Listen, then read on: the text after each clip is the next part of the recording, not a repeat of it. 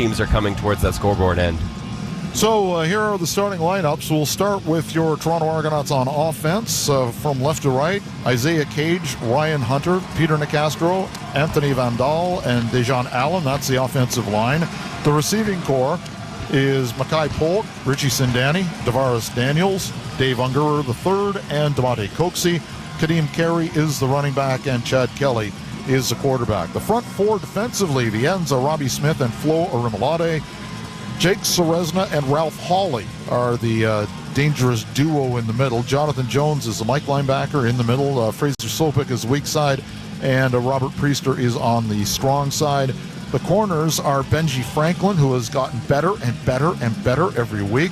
Tarvaris McFadden on the other side. Deshaun Amos and Mark Milton, the former Ticat, are the halfbacks, and Royce Metier is the man in the middle. That defense is so much fun to watch for the Toronto Argonauts, and I think Ralph Hawley has been such a pleasant surprise. We've talked about him a fair amount for a guy that was supposed to be the third or even fourth string defensive tackle at the start of training camp, and because of injury, he's gotten his opportunity. He's made the most of it. He had a massive play last week, sacking Trevor Harris at about the 1 inch mark. And you got a chance to talk to him this week. Just seemed like a really entertaining person to talk to. And he's all about football, and he's making his presence felt. It's going to be very tough to see him losing a roster spot with the return of Jared Brickman. I would imagine the Argos are going to be in a position when Brickman comes back at some point where Ralph Hawley's got to be on the field too. Yeah, it's a nice position to be in, and he's self-proclaimed. We were looking for a nickname for him, and John Bowen asked him, "What do we call you?" And he said, "How about the Detroit Dog?" Yeah, I love that. And he's a guy from suburban Detroit in West Bloomfield and played at Western Michigan, so he is all about that. And we've got the opening kickoff just a couple of minutes away. When we come back, we will have it for you. It is the Labor Day Classic from a sold-out Tim Hortons Field today.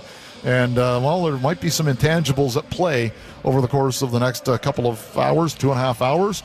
And we will have the opening kickoff for you when we come back. It's the Argos and Ticats. It's Argo football on TSN 1050. You're listening to Toronto Argonauts football, brought to you by Securian Canada. Securian Canada, the official life insurance partner of the CFL. After you use Bounce Dryer sheets and realize how fresh, soft, less wrinkled, and less staticky your laundry can be, you'll put a sheet on your every time. Like those socks that smell like they've been through a marathon. Put a sheet on it. Or that blanket that's got wrinkles on its wrinkles. Put a sheet on it. Maybe even your chatty coworker who keeps distracting you. Okay, Bounce Dryer sheets can't do it all. But for fresher, softer, better laundry, put a sheet on it with Bounce. Are concerned about insurance coverage changes making you rethink your relapsing MS treatment? Consider an effective oral therapy that has a well-characterized safety profile, convenient dosing, patient support programs, and that doesn't weaken your immune system long-term while on treatment. Learn more at rethinkrms.com. Make Canada proud! With every team in it to win it, the race around the country continues on Canada's #1 reality series. Go! A new episode of The Amazing Race Canada, Tuesday at 9/8 Central on CTV. The best deals around. That means more bread for less dough, more tissue for less paper, or more cheese for less cheddar. Come check out Longo's to make your grocery shop one stop. For quality and value that meet your family standards, trust ours. Longo's. More milk for less moolah. I knew I had one more. Mark's This Is Big event is on now until September 11th. Get ready for fall and save 40% on all regular price jeans from the top brands, including Levi's, Silver, and more. Save up to 60% on a wide selection of styles during our This Is Big event. On now at Mark's and Marks.com. Take advantage of StruckTube's mega sale to refresh your home with irresistible furniture at prices you'll adore. Shop over 1,000 products at jaw-dropping discounts of up to 60% off. StruckTube. Low prices. Amazing styles. Michael and Ben Graham with you from the Hammer, where it is sold out today. Labor Day has been unpredictable. For a while it wasn't, because you knew the Ticats were going to win. Prior to COVID and the year after COVID, the Ticats had strung together 9 wins in 10 games. One of those games was when they came into the game winless. and decided, hey, well, let's beat the Argos for our first win of the season. So doesn't matter where these two teams are in the standings. Usually something interesting is going to happen at that point.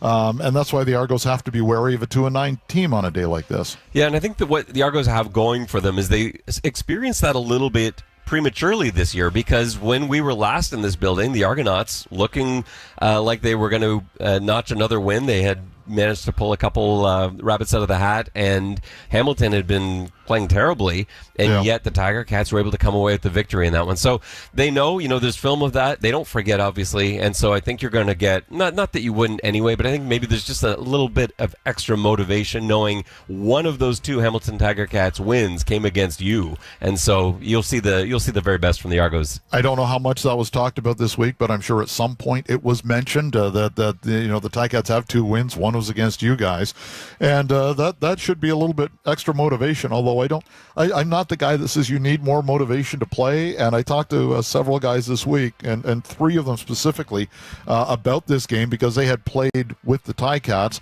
Liram Hairolahu was here for 2 years. Fraser Sopik was here for a year, and Tunde Adeleke was here for 4 years. And for the most part, they say this game is business as usual. We don't want to put extra emphasis on this because that's unfair to every other opponent that we play.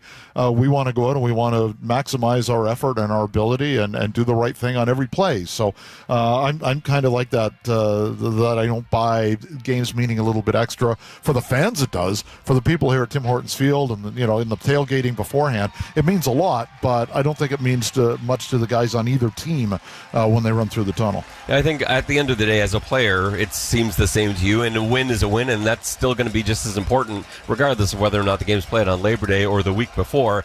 But I don't know, there's something that some certain games have a special feeling to them, and I know players will say that they don't, and I'm not, and they may even believe that, but I think there's something different. It's, whether it's the flyovers, which we're experiencing actually as we speak, or whether it's the elevated crowd noise. And again, this place hasn't been packed like it usually is. I think there's something a little different about it, and I think what's great for Toronto is having won 2 Labor Day games in a row now, there's maybe a little bit more confidence back too, because I think for a while that 10 game, it was like a 10-year streak where there were basically no Toronto wins is ended, and Toronto's on a streak of their own. Let's head down to the field for the coin toss. Okay, this is Tony. Tony's going to do the coin toss today. This is our coin. The Ticat logo is tails. The league logo is heads. It's your call. Heads is a call, okay? Tony, do us the honors, please. Heads is a call. It's a tail. You've won the toss. Want to choose now or in the second half? Okay, Ticats defer their choice. You want to receive? Where do you want to kick from? Can you kick this way, change sides, please? Okay, so the Ticats win the toss. The Argos want the football.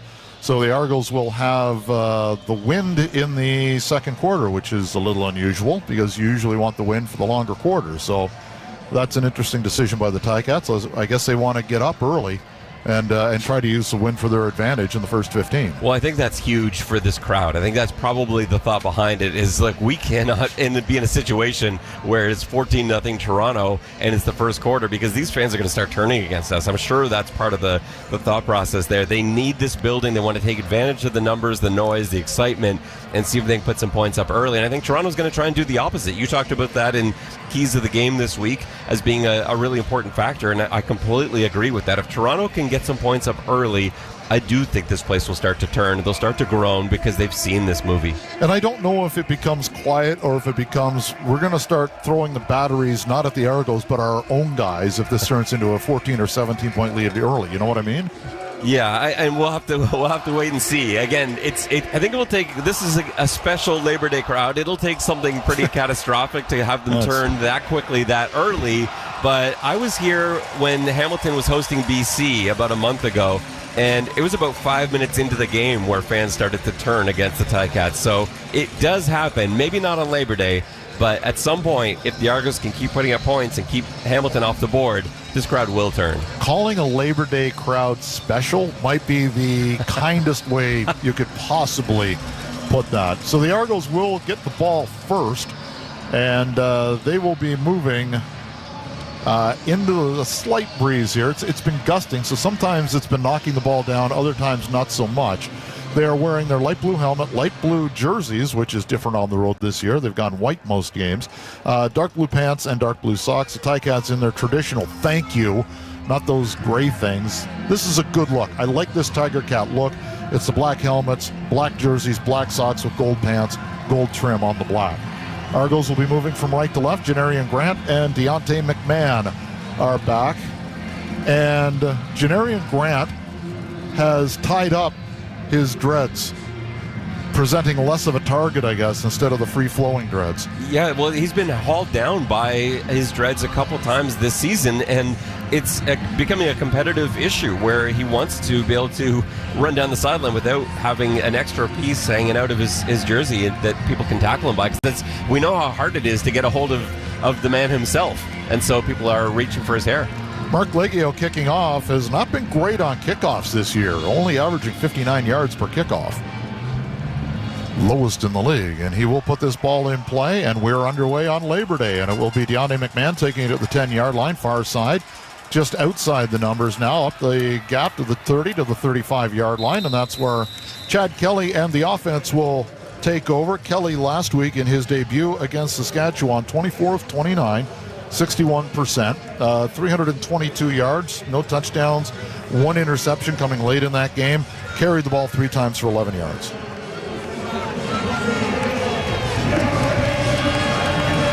It's funny, you think kicking to McMahon, and we're like, oh, good, we don't have to worry about Grant taking this one back. And McMahon was maybe one tackler away from going the whole way. It's so dangerous. I love how Toronto puts 2 speedsters back there. He was so good at McNeese State. So the Argos now moving right to left. We'll start with the tight end on the near side. Kadeem Carey in the backfield. Now they will move the tight end from one side to the other side. 4 receivers come to the near side of the field. Kelly looks that way, and he's going to go long down the seam, and oh boy, he had Polk, who turned in instead of out. A little miscommunication, or that was 6 points.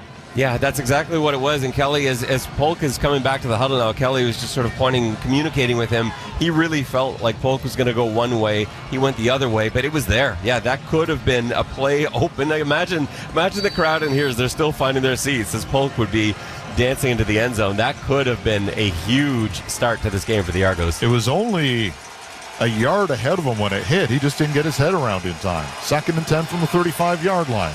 3 receivers to the right, 2 to the near side. Kelly again comes to the near side, and there's some pushing. It's intercepted by Richard Leonard, and there is a flag down, and there will be pass interference, I assume, although the official on the near side is saying it's a first down Hamilton. Well, because that's Ryan and the offense is going back. Oh, is that Dinwiddie's flag? Oh, yeah, okay. Dinwiddie threw that flag before the play was even over. He was reaching into his pocket because it looked to me like this was pass interference. That ball hung up there, and it looked like there was definite contact before that pass came down and was intercepted. Well, Richard Leonard did push. Was it enough to draw a flag, though? That's what we're going to find out on the replay. Yeah, and Dinwiddie certainly felt it. Just look at the replay here. You can actually see it happen right in front of Coach Dinwiddie, and it looked like Tavares got shoved out of the way. That there should have been defensive pass interference on the play. The play will be reviewed. It would be good for about a 25-yard gain. And as you mentioned, it was right in front of Dinwiddie, and he did push off, and Tavares Daniels fell, or started to fall, as soon as that push was made. So I'm not even going to guess. Well, because my record watching the Command Center this year is about 0 for 1,000. I know, and this one it looks pretty obvious. You have Leonard with a two-hand shove right in the back of the numbers, and him shoving Daniels out of the way is what leads to him being able to pick the ball off. So to me, that seems pretty clear, and it's a play that wasn't called that affects the outcome of the play. Both offenses are on the field, so this could get interesting. Yeah, one of them is going to have to run off pretty quickly. And it looks like we're waiting for Ben Major to make the call, and he's still waiting for the word from the Command Center back in Toronto. And Ben now, it looks like he's getting the word. And we're just waiting for Mr. Major, and here comes the news. Ben? Upon further review, the ruling on the field stands. Oh my goodness. Wow. Toronto loses the challenge and a team timeout. This is why I've stopped guessing. I don't know how you defend that. It's not a case of going for the football because it happens so much earlier than the ball arriving there. He just, he shoves Tavares Daniels in the back. A hand on both numbers, shoves him to the ground, and picks off the football. And it was right in front of Ryan Dinwiddie, which is why he threw the flag immediately. First down Ticats at their own 53-yard line when all is said and done.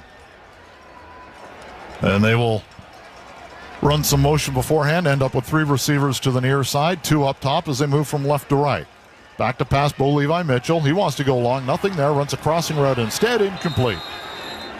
As he was looking for Shamar Bridges, who only had 1 catch against the Argos. He's been the Ticats' leading receiver this year. He had 1 for 4. Last week he did nothing against Winnipeg, 2 for 12. Yeah, he can be really dangerous. And Jonathan Jones in coverage there did a great job tailing him across the field on a drag route. That's not a matchup you love as Toronto against a speedy receiver, but Jones was step for step with him. Second down and 10 from their own 53-yard line. Ball on the right hash mark. They will send 3 receivers up top. Start with 2 backs in the backfield. Then Brendan O'Leary-Orange will roll out to the left. Back to passes Mitchell. Deep over the middle. Has a man caught to the 10 to the 5 to the house. Touchdown, Tim White, and the Ticats strike first on a 57-yard touchdown. Tim White ended up going right up the middle of the field. He's on a post route, and he split the Argos defenders as they sort of spread out off the snap of the football. Neither could catch up to them. The only question was whether or not that ball was going to come down. He was free. He was open. Was the ball going to find him, or was the wind going to play into it? But the wind didn't play a factor, and all the way in as he catches it over Royce Metier into the end zone. That's a massive play for Hamilton, and what a swing on a play that was really could have gone the other way if that ends up being a pass interference penalty. Instead, the Ticats 2 plays later put it in the end zone. So Mark Leggio will come out to attempt the conversion. Kick is up. And it's 7-0 Ticats early on with 2 minutes gone in the open quarter. You're listening to Argo Football on TSN 1050. It's a new era of golf. And every week, Mark Zecchino, Bob Weeks, and Adam Scully take you around the globe to cover the game's biggest stories and brightest stars. The NFL lives on TSN and CTV. From kickoff to playoffs, every Thursday, Sunday, and Monday. Touchdown! And the biggest event of the year, the Super Bowl. The NFL lives on TSN and CTV. Kickoff weekend begins Thursday, September 5th. Everything changes with kids. Insurance. I think we're going away somewhere to celebrate. A good travel agent. Then we'll work on the baby's room. Paint, furniture, and pizza. I have some great ideas I heard on the radio. Shopping.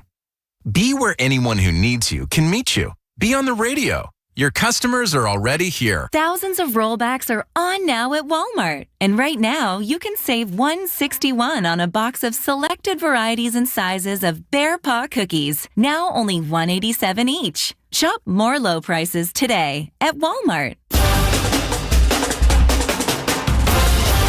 7-0 Ticats. They strike quickly. Mitchell to White from 57 yards out, and they take the 7-0 lead. What I would like to see, as the CFL tries to improve the game, is to do what the USFL and XFL have done in the past, and that's mic up the command center, so you can hear what they see or don't see when they're reviewing a call. I think that would be absolutely transparent, so fans can understand why a call was made or why a call was not made. Because the two of us in the break were discussing this, and we're just curious as to what the official saw or didn't see on that. Yeah, and it's something that I've been asking for a long time. They've had it in rugby for quite some time now, and it's great. It works really well. There's clarity, there's transparency. Fans understand when a play goes to replay what's going on because you hear the communication. You hear the replay official speaking directly to the referee and telling the referee why this decision was made. And yeah, it's several years now that I've been talking about this, and it needs to happen, especially with so much focus, unfortunately, on the replay officials this season, because it shouldn't be a topic of conversation. Well, especially since you're using a replay to get it right. Right. So it's a tough job, but boy, there have been some questions all over the league this year. Here's the kickoff by Leggio. It will be Janarian Grant taking it back at his own 2-yard line, losing his balance. He'll take it to the near side to the 15, and we'll get spun around at the 15, and we'll get out to about the 18 before all is said and done. And that's where the Argos will take over 1st and 10, trailing by 7. You saw the wind come into play there. This wind, we are going to keep an eye on it throughout the game because it's strange. Some of the field goal kicks were just dying as they got there. And in that case, that ball seemed to carry, and they were compensating for it with where they lined up. You talked about this not being a kickoff that we expect to go into the end zone. That's just not how it's gone all season, but there it did that. If you'd let that go, that would have landed in the end zone, and that's the wind assisting it. But notice the wind did not push Bo Levi Mitchell's touchdown pass too far. First down at the 17-yard line. Argos moving right to left. 3 receivers to the right, 3 to the near side as they empty out the backfield. It's a screen to the far side, caught at the 15-yard line, and across the 20 to about the 23-yard line goes Davaris Daniels. Those empty formations where you've got no running backs in the backfield usually result in very quick passes. It's funny because usually people that are maybe new to the game of football or haven't watched a lot, they'll look at that and say, oh, we're going deep. All the receivers are out. There's no running backs. But in fact, it's the opposite. It's usually a tactical attack where you try and get a quick receiver screen or a quick slant because you're in danger of letting up a sack with no one else to help pass protect. 4 yards to get on second down, and it's play action. Kelly has a man wide open on the near side. It's carry out of the backfield with a flag down, and Kadeem will take it across the 30 to the 34-yard line. It's good for a first down, but what's the call?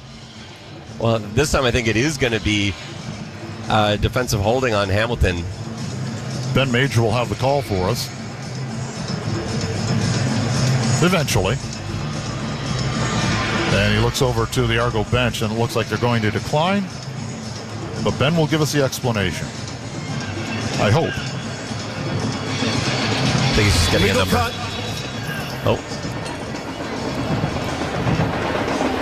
Oh, there's an injured player right in front of the bench. That's what. Right. And it's an Argo contact down on the receiver. ground.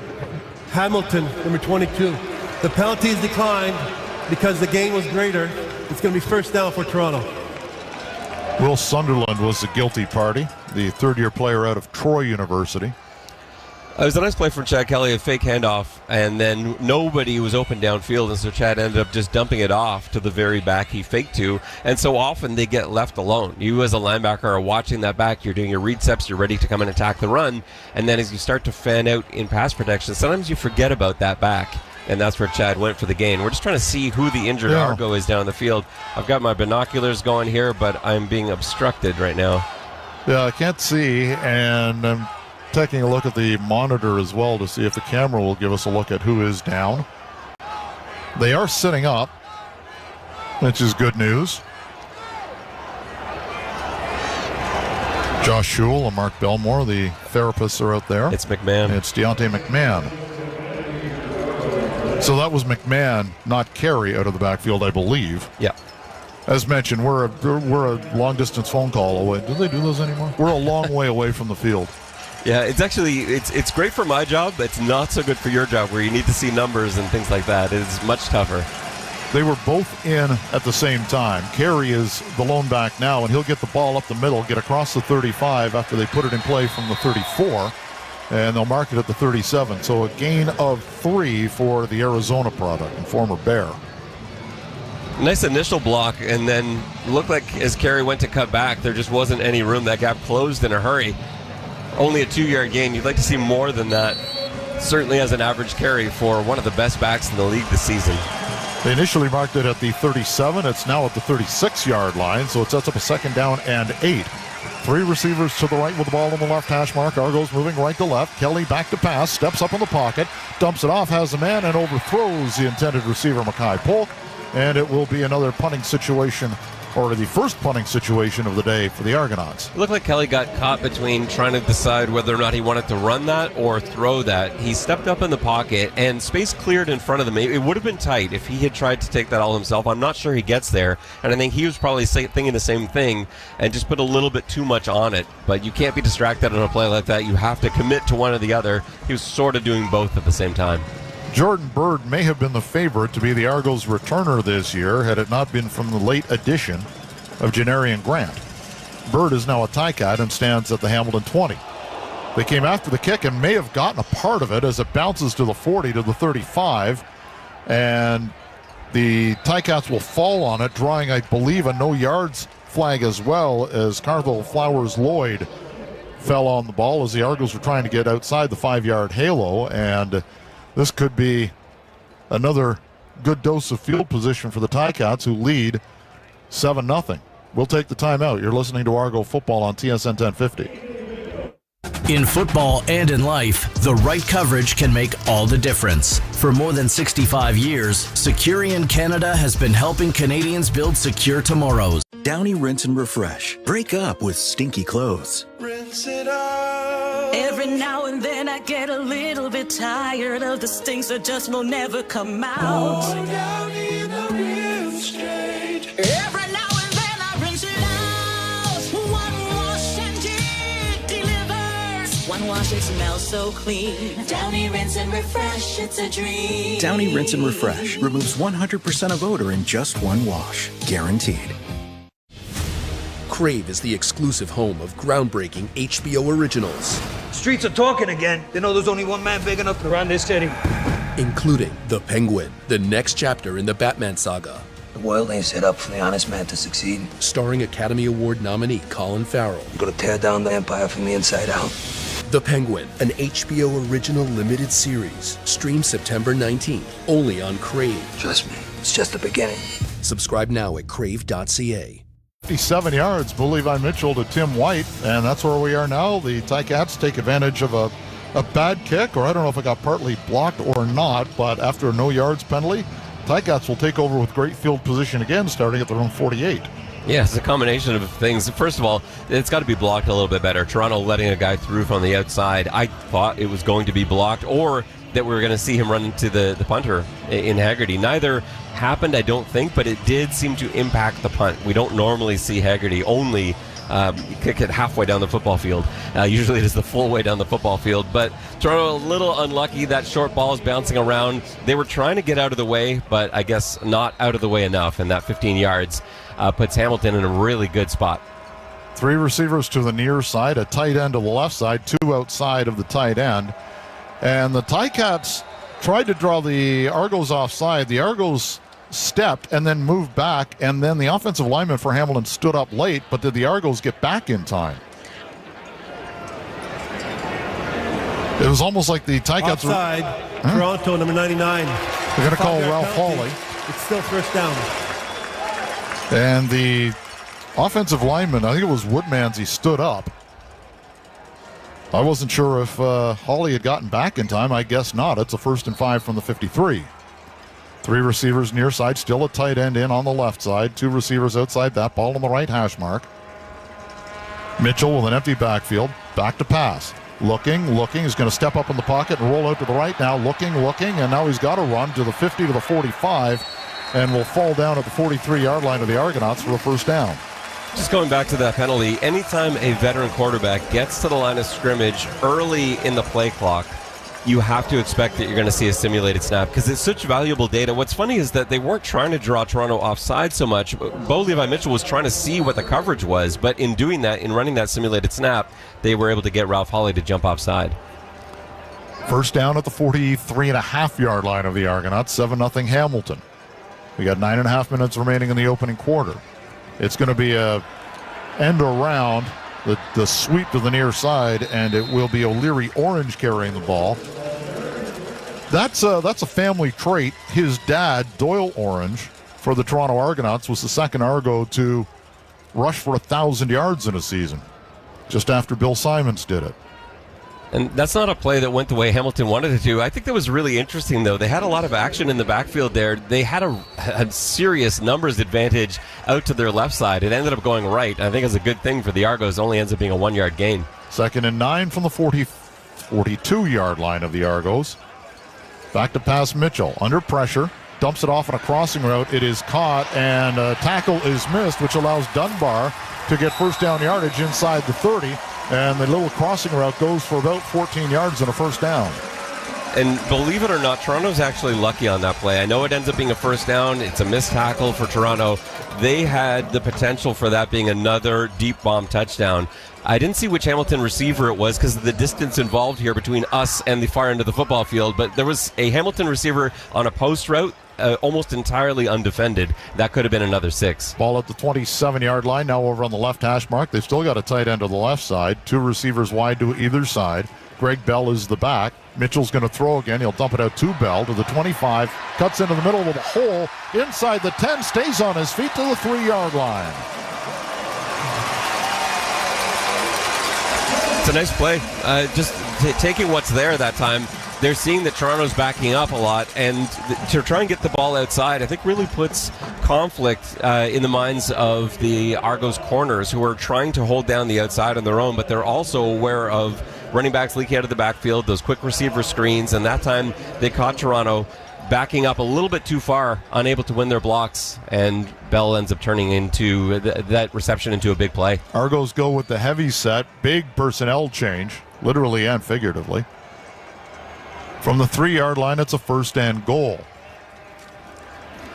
Tagliavola.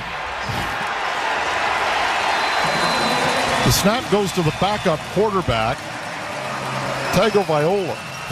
You know I'm going to screw this one up. The brother of the Miami quarterback, Tagovailoa. And he's going to run in for the touchdown. Yeah, I'm surprised Toronto wasn't looking for that as soon as he came in. You know that he's got wheels, and he can get out there. You know, watching him play NCAA at Maryland for a few years, he can move. And that time, it was a fake up the middle, and he just walked to the pylon. There was nobody going with him at all. Apologize for the butchering of his name. Tagovailoa. And it is now 13-0, the extra point to come. Snap is good, hold is up, kick is up, and it is good. And it's 14-0 Ticats with 7.5 minutes remaining in the opening quarter. It's Argo football on TSN 1050. Hi, Keith here from Speedy Glass. Looking to get your windshield repaired? It's as easy as 1, 2, 3. 1. Visit speedyglass.ca. 2. Select. Crave is the exclusive. Streets are talking again. They know there's only one man big enough to run this city. Including The Penguin, the next chapter in the Batman saga. The world ain't set up for the honest man to succeed. Starring Academy Award nominee Colin Farrell. I'm gonna tear down the empire from the inside out.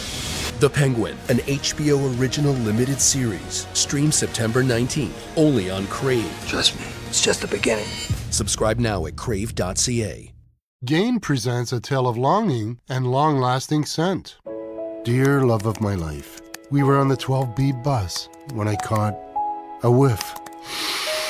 A scent so fresh, so life-changing, I had to find its source. I didn't know if you were the woman in the pink freshly washed cardigan or the retired mailman next to me, but I knew one of you was my soulmate. Ah, the scent of Gain Flings. Add Gain scent beads for an even longer-lasting scent. Gone up 14-0 on the Argos with touchdowns on each of their first 2 possessions. It's exactly how Hamilton wanted to start. We talked about the coin flip decision being a strange one. Usually you don't want the wind in the first quarter if that's going to be your choice, because the second quarter, the fourth quarter are the longer ones. But to Hamilton, it was clearly important to get out front and get these fans engaged and into it. And that's what's happened. This looks a lot like the last time the Argos were in town. The last time we were sitting in this booth, the score was just about the same at this point in the game, and the Argos looked a little bit flat. They were making mistakes, and that's what we're seeing happen again here this afternoon. There was a near block kick today. Yep. There was a blocked kick that got the Ticats rolling in the first meeting between these two. So now we'll see what the Argos have.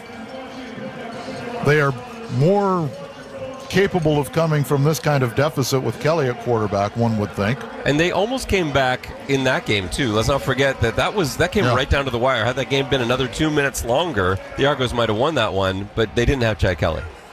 Arbuckle came in to replace Dukes in the fourth quarter of that game. So it will be Leggio getting ready to kick off. McMahon is back. He's back with Grant, and it will be McMahon taking it at the 5-yard line. Far numbers. 10-15, tries to cut in the middle at the 20 and will be taken out at the 21-yard line. And that's where Chad Kelly will come back on the field with the offense. The returners have to respect the wind a little bit more. That's twice now where the kick almost sailed over their heads. And what it's doing is it's delaying the return. As a blocker and as the special teams coordinator, scheming this design, scheming the return up, you're counting on that hitting as soon as the returner catches the football. Instead, the last 2 kickoffs, Toronto's returners have been running backwards at the point of the catch, and that really messes up the timing. Kelly, 2 of 5, 17 yards and an interception so far. They'll put it in play from the 21-yard line. And they're going to go with the heavy set, tight end to the near side. carries the back, 2 receivers to either side, and it will be Carey taking it to the near side across the 20 to the 22. Not much there, maybe a yard or 2, if that, and it looks like they're going to mark it at the line of scrimmage, 2nd and long. The left side of the line for Toronto is usually so good at climbing to the next level. And what I mean by that is often you'll have Ryan Hunter and Isaiah Cage. They'll tandem block one guy. So they'll take on the defensive lineman together. And then one of them will then climb to the linebacker while passing off that defensive lineman to the other guy. And they're just not being able to. It's only 2 runs. It's a very small sample size. But they haven't been able to get to the linebacker level yet today. And that's what's been making some big runs for Carey all season. Trips to the right, 1 receiver to the near side. Now a 4th receiver goes to the right side. Kelly back to pass. He's going to step up and he's going to take off to the 25 to the 30. He'll get the first down. And 2 Ticats diving over a sliding Kelly went head to head.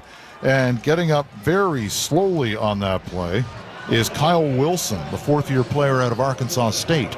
Yeah, it was a really savvy play from Kelly in 2 ways. One, in seeing the space open up in front of him, and he saw that he could get the first down, but then hitting the deck when he did, because you had 2 Ticats coming in at full speed, and it was a little bit Roadrunner Coyote there where he got out of the way, and Wile E. Coyote got the worst of it. Sindani out. Kevin Mittal steps into the lineup. 4 receivers will go to the right side of the field. David Unger in the slot. That's interesting. They will run to the near side with Carey across the 35, across the 40, spinning off a tackle to the 50 to the 52-yard line. You want to go with the Roadrunner Coyote reference. We'll go with the Tasmanian Devil on that one as he spun his way for a gain of about 20 yards. Extremely well blocked to start. Both Hunter and Cage did a great job getting in position, and instead of following his blocks to the outside, because Hamilton's defense widened so much, Carey saw a space to cut back. And actually cut back kind of counterintuitively to where his blocks were, but there were no Ticats left there. They'd all vacated the space, and then he did the rest and towed a couple of guys with him, had a spin move in there to boot. Kyle Wilson coming off the field. I assume that he's been told to come off the field by the folks upstairs who want to check him for concussion protocol. First down and 10 from their own 52-yard line, moving left to right. It's 14-0 Ticats here in the first. Kelly, quick hitter to the Ticat 50. And it will go for about 13 yards and a first down as it's Tavares Daniels able to move the sticks. Those are free yards. For someone with as strong an arm as Kelly, if you were going to give that much cushion in front of Tavares Daniels, I don't even know if that's necessarily the play call. Sometimes you'll do that where you just kind of get a look over to the guy. If you've got that much cushion, you go. Gain of 13. Kelly now on first down, drops back. He's going for it all, and the receiver stopped on the route. He was looking for Tavares Daniels, who just pulled up at about the 25-yard line as Kelly threw a go route down the sideline. That didn't look to me like Tavares thought he was running a go route. I think Tavares thought he was coming back or cutting inside. And when Kelly released it, the trajectory on the football seemed to surprise him. And there was no way with him having taken his foot off the gas that he was going to be able to get there. So it was a major overthrow. So miscommunication there. 2nd and 10 from the 46-yard line of the Ticats. Draw play. And it's going to be, is that Adebaboye in there now? They'll take it down to the 40-yard line, and it was Dan Adebaboye, so they got about halfway there. It'll put 5 more yards on the positive ledger and give Hairolahu an easier field goal shot. This will be from 47 yards. Adebaboye would have had a first down. He actually ran into his own blocker, and that's what slowed him down, and then he got tackled after that. This is going to be a test. This is not a gimme. From 47, this was only just making it through in pregame. Telltale's blowing directly in the face of Hairolahu. Snap is good. Hold is good. Kick is up. It's a low-line drive, and the wind kills it, but it gets through. With about 5 yards to spare, at about the 20-yard line, it looked like the engine went into reverse on that football. It got held up hard. So it's 14-3 now as Hairolahu puts the Argos on the board. Ticats lead. You're listening to Argo Football on TSN 1050. They're the league's most feared offense. This week, they're on the road to face the #1 defense. Are you ready to make the call? Join Matthew Cause weekdays between 2 and 4 for Gameplay, Canada's first daily sports talk show focused on sports betting and fantasy. Get the inside edge on the latest lines, greatest prop bets, and up-to-date information. It's all on the line. Gameplay with Matthew Cause on TSN 1050. Brought to you by FanDuel. Bet on all your favorite teams on the FanDuel Sportsbook app. With Food Basics deals like 250 to 375 gram Schneider's pepperettes for just $5.88 each, you'll be saying, "Oh my wowza!" Shop in-store and online until September 4th. Food Basics, always more for less. Sneaking out shouldn't be simple. Is that you, kiddo? Shh, no, Dad. You're just dreaming. Go back to sleep. Nice try. Go back to your room. Saving up to $750 on car and home insurance is simple. Bel Air Direct. Insurance. Simplified. Conditions apply. Next game for the Argos is Saturday night, so a short week as they play in Ottawa. Wait, the Argos play Ottawa this year? As it turns out, after Labor Day, it gets pretty busy with Ottawa. First meeting of the year between the two rivals, and the next home game for the Argos, a rematch between these two teams. Friday, September 20th, 7 o'clock kickoff at BMO Field, and you can get tickets for that game at argonauts.ca. 14-3 Ticats. The Ticats will take over after the field goal by Hairolahu at their own 40-yard line with 3:26 remaining here in the opening quarter. It's time for the defense to step up. They've struggled so far. They were put in a bit of a bad position, maybe to start both drives with a penalty and an interception, of course, setting Hamilton up with really good field position. And again, Hamilton's at the 40-yard line, but Toronto's defense has been great all year. They need to step up and either create a turnover or a quick 2-and-out, get their offense going. Levi Mitchell so far 3 of 4 for 96 yards and a 57-yard touchdown. Back to pass. He's going to go long again. He's got a man absolutely wide open at the 25-yard line, and it's going to be another touchdown for Tim White. 70 yards, and the Ticats are making it look way too easy. It's 20-3. Yeah, this is just a simple bust. There was nothing else going on here. White just streaking down the sideline, and nobody went with him. You had underneath help that let him go by, and over top help that just wasn't there. And so there's got to be better communication especially from this defensive secondary unit. You can imagine, like Coach Fields right now will be looking at this and pulling his hair out, because it's not indicative of what you usually see. Deshaun Amos so rarely on a different page from Tavares McFadden. Levi Mitchell now has 166 yards passing, and there's still 3 minutes remaining in the opening quarter. Yikes. Conversion attempt is good. It's 21-3 for the Hamilton Ticats. Yikes. Did not see this one coming. No, I'm not sure anybody saw this one coming this fast. Like it's still a lot of time left in the first quarter. Hamilton with 21 points. They've had outputs this year that haven't come anywhere close to this throughout the first half. So, yeah, really nice quarter from Hamilton, but it's on big plays, and it's just, bust after bust. And that time sort of like a slot fade route from Tim White. There's not much to it. A little bit of an out move, and maybe at that stage, Deshaun Amos thinks that he's passing him off to Tavares McFadden. But those two guys have been through so much together. Just even a little bit of a double move like that, there's not enough to it to think that those two guys will get tripped up. On 5 catches in the first game between these two teams, Tim White had 66 receiving yards. He already has 127. Yeah. And 2 touchdowns. In a quarter. One from 57 yards, one from 70 yards. Yikes. No. Two catches, 2 targets, 127 and 2. Let's see if Janarian Grant and Deonta McMahon got the memo and are backing up this time. You want them, I would like them standing at about the 3-yard line to receive this kick, just the way that this ball has been carrying in this direction. And they're back at their 5-yard line, and now Leggio hits one normally, and it's at the 10-yard line for Janarian Grant. To the 20, to the 25, cuts to the middle of the field to the 35, and taken down at the 37-yard line, and that's where the Argos will try and get the offense going and see if they can finish with 7 instead of 3. 21-3 Ticats. It's very early, but it's already to the stage where you're like, well, I don't know if 3 points is going to do it here at this pace. Certainly not at this pace, but you have to think at some point Toronto's defense is going to be able to slow down this Tiger Cats offense. I'm telling you, the wind is a much bigger factor than it looks. I don't know why, because my vague understanding of physics tells me that if it's windy, the flags should be blowing, but it seems to be much windier than the flags would suggest in this direction. From the 36-yard line, 3 receivers to the right, 2 to the near side, and they are going to dump it off, and it's an open receiver, Coatsy at the 50 to the 55, and he has stood up there after a gain of about 21 yards. That was a beautiful play design and even better play fake. The run fake is what opened that up. Coatsy's cutting inside on a dig route, and the linebackers got sucked in, believing that was a run going to the other direction. And now suddenly there was a window that was created, and it gave Coatsy all sorts of space, and Chad Kelly all sorts of room to put that ball in there. From the 53-yard line of the Ticats, minute 56 remaining, where the Argos are moving into the wind. 3 receivers to the near side. Kelly comes this way, has a man, Kevin Mittal, and the 5th overall draft pick in this year's CFL draft will take it for close to first down yardage. We'll see where they mark it, and they are saying it's good for 10 and a first down. Yeah, that was tight. I didn't think he got the full 10 on that, but I think Toronto will take it. Honestly, 9 isn't a bad thing. At this spot on the field, 2nd and 1 is one of my favorite positions to be in because you can take a strike, but no, they've moved the sticks. It's a first down for Toronto. I'm not going to talk about the short yardage offense at this stage. No. Fighting my tongue. From the 43-yard line, left hash mark, 3 up top, 2 to the near side, although 1 receiver, Mittal, comes to the near side, 3 to the boundary.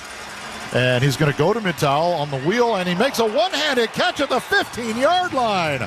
Cue the highlight reel. What a grab by the rookie. That was a sensational catch. He had to make that catch, though, because he kind of blew the route a little bit. He stopped running. He settled down, and that wasn't the space to settle down into. Chad thought he was going to keep going, and so Chad threw it out in front of him. Mittal had to make a one-handed catch and then secure that football before taking a heavy contact from the safety. Great catch, but he's got to run right through that. That might have been a touchdown had he just turned on the gas. To the 15-yard line, it's a first down Argos. 4 receivers go up top. Now Carey will come back into the backfield as Kelly drops back to pass. Looking over the middle, has a man on the near side. It is caught by Carey down to the 10-yard line for a gain of about 5. I think was that Coatsy on the reception? I think it was Coatsy coming in from the outside. Oh, okay. And Coatsy, I think, is in position here where he could have a really big game. He's finding space. And one play they haven't got back to yet, in one play, they sent him out on his own against Jamal Peters, and one-on-one, I really like that matchup for him, and they just left Peters out with Coatsy and man. At some point in the game, they're going to go back to that. He'll be isolated, probably with Jamal Peters, and we'll see if Chad Kelly takes a shot in that case. 2nd and 5 from the 10-yard line. 3-man rush, so Kelly's going to run and ran into his center. He went down after a loss of a yard or 2.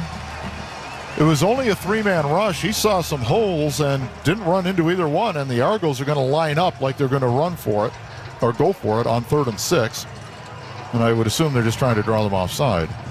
But you never know. That was a design quarterback draw, and it was a great play call, but Chad was trying to decide. He had the center that he was trying to decide, do I run right or left here?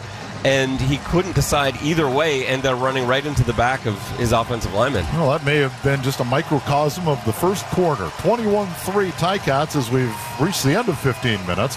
What do the Argos do on 3rd down? We'll find out when we come back. It's Argo Football on TSN 1050.